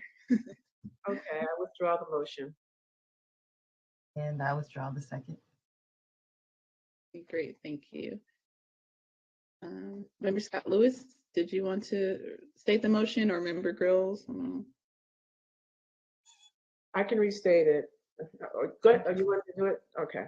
no, please. Okay. I'd like to make a motion that we amend, no, we're not amending anymore because that's not, we didn't vote on the April meeting. So I can just propose, okay. So we did vote on the April meeting, so we would amend the April meeting instead of the March meeting. It's a long day. So I'd like to make a motion to amend the April meeting agenda to include a presentation by the communications firms about who they are and what their communication strategy will be. Thank you. Is there a second? A second. So it has been properly moved and seconded that we will invite the communications firms to the second day of the April meeting so that they can introduce themselves and then also provide an analysis of their communication strategy. Is there a discussion on the matter? Hearing no further discussion, Parliamentarian Johnson, may you please establish a roll call vote, please? Thank you. Yes. Chair Moore? Aye. Vice Chair Brown? Member Bradford? Member Grills? Aye. Member Holder? Member Jones Sawyer? Member Lewis? Aye. Member Tamaki? Aye. Member Montgomery Stepp. Aye. Madam Chair, there were 5 members voting, 5 ayes and 0 nays. Thank you. There are 5 ayes and 0 nays, and the ayes have it, so the motion carries. We have voted to amend the April agenda to include a presentation from the 2 communications firms. Thank you so much. So now we're at the second to last item on the agenda. It's technically the last item, which is item number 23, potential action item, unfinished business. Is there any unfinished business? From my vantage, there isn't necessarily. We have everything queued up for March and April. But I want to provide the space for task force members and then also for Attorney Newman to interject for this portion of the agenda. Member Tamaki, you're recognized. Thank you. So I'm asking Chair Moore and Jovan, Member Lewis, whether we plan to have a May meeting. And the reason I'm asking is everybody's calendars fill up fast. And so if the plan is to have a May meeting, it would help me anyway to know what those dates are going to be so I can lock them in. So have you thought about that, or what you're thinking? Is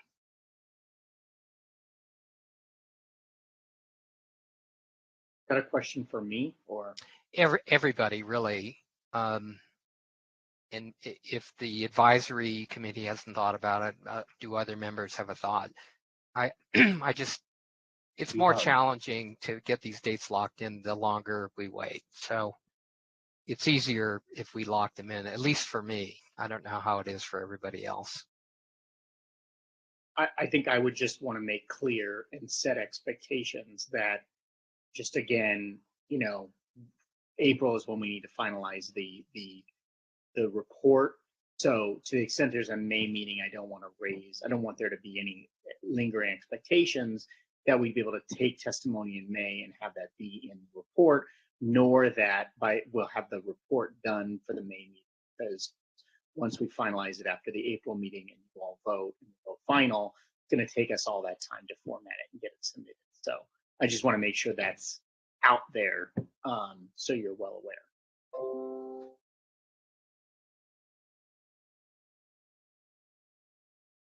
Member Lewis, did you want to add?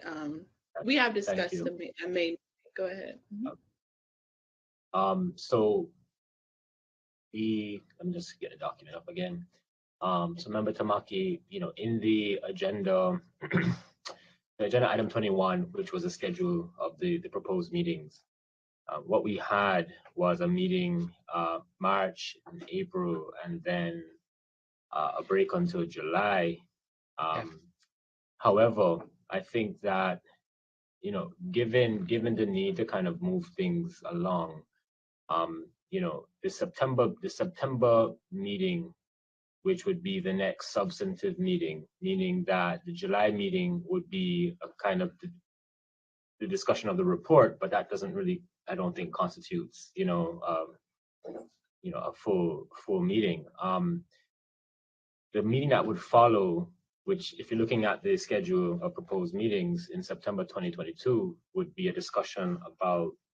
our first discussion about the models of reparations that we might want to consider. Chair Moore and I discussed moving that up to May to kind of get the conversation moving along.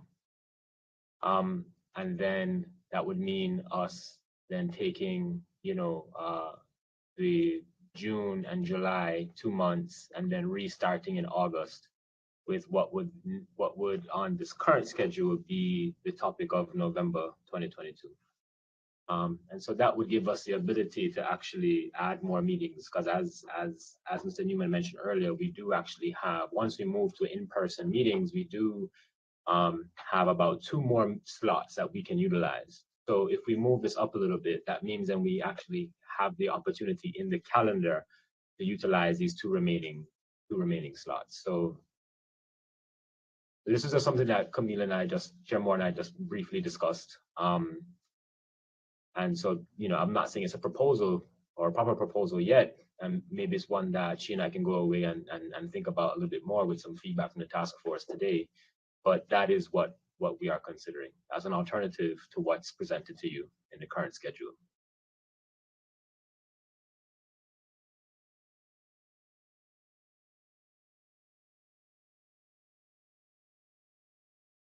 Here more. Attorney Newman, can you, was that member Montgomery Stepp? You're recognized. Oh, okay, just real quick, just a question. I guess it's a more procedural question, but can we check availability for May now and do a tentative kind of hold so that we're not losing those days? And I don't mean now in the meeting we have to make a motion, but well, maybe we do for the DOJ to tentatively send something out. I don't see anything wrong with that. And if we decide as a task force that we don't need that, then we can decide, in the next meeting or but that's what I would just suggest, because as Member Tamaki said, the calendars are ridiculous. So the sooner the better, and without making a full commitment.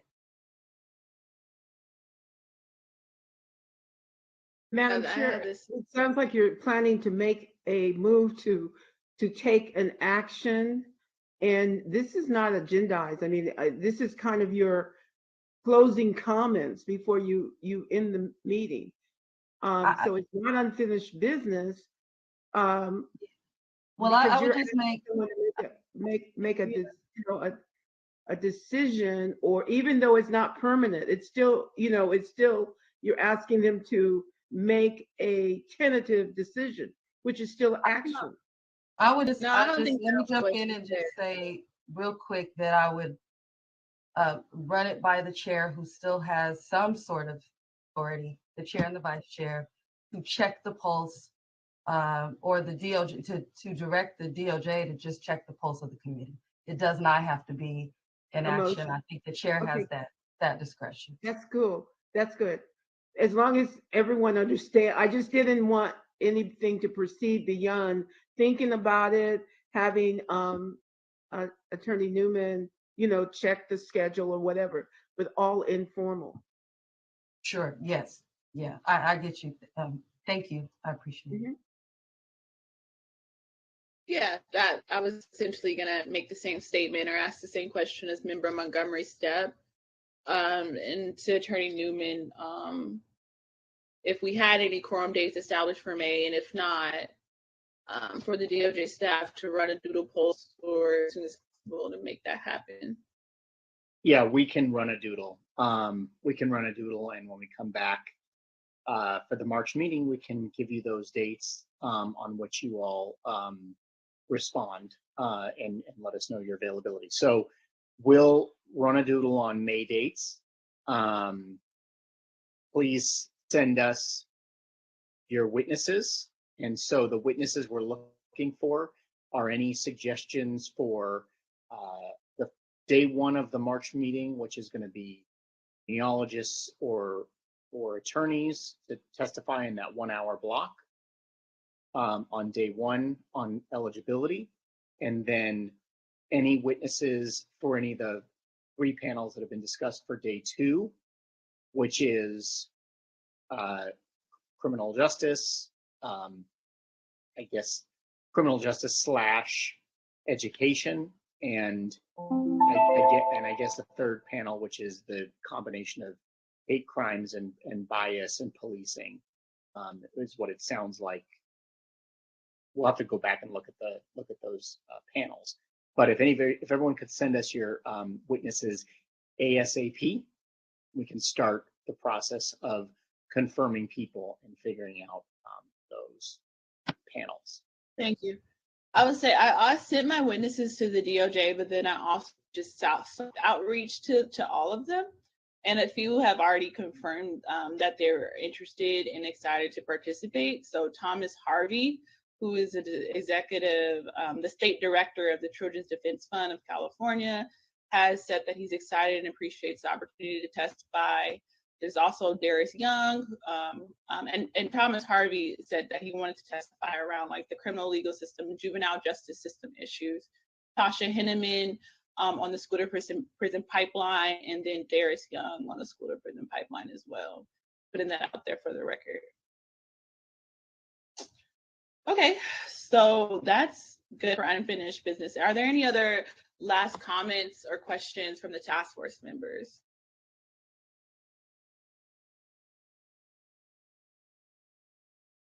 Okay, well, hearing no other comments or questions, thank you all for exhilarating Black History Month ceremony and second day of business, and looking forward to continuing this historic work in March. So thank you all very much and take care.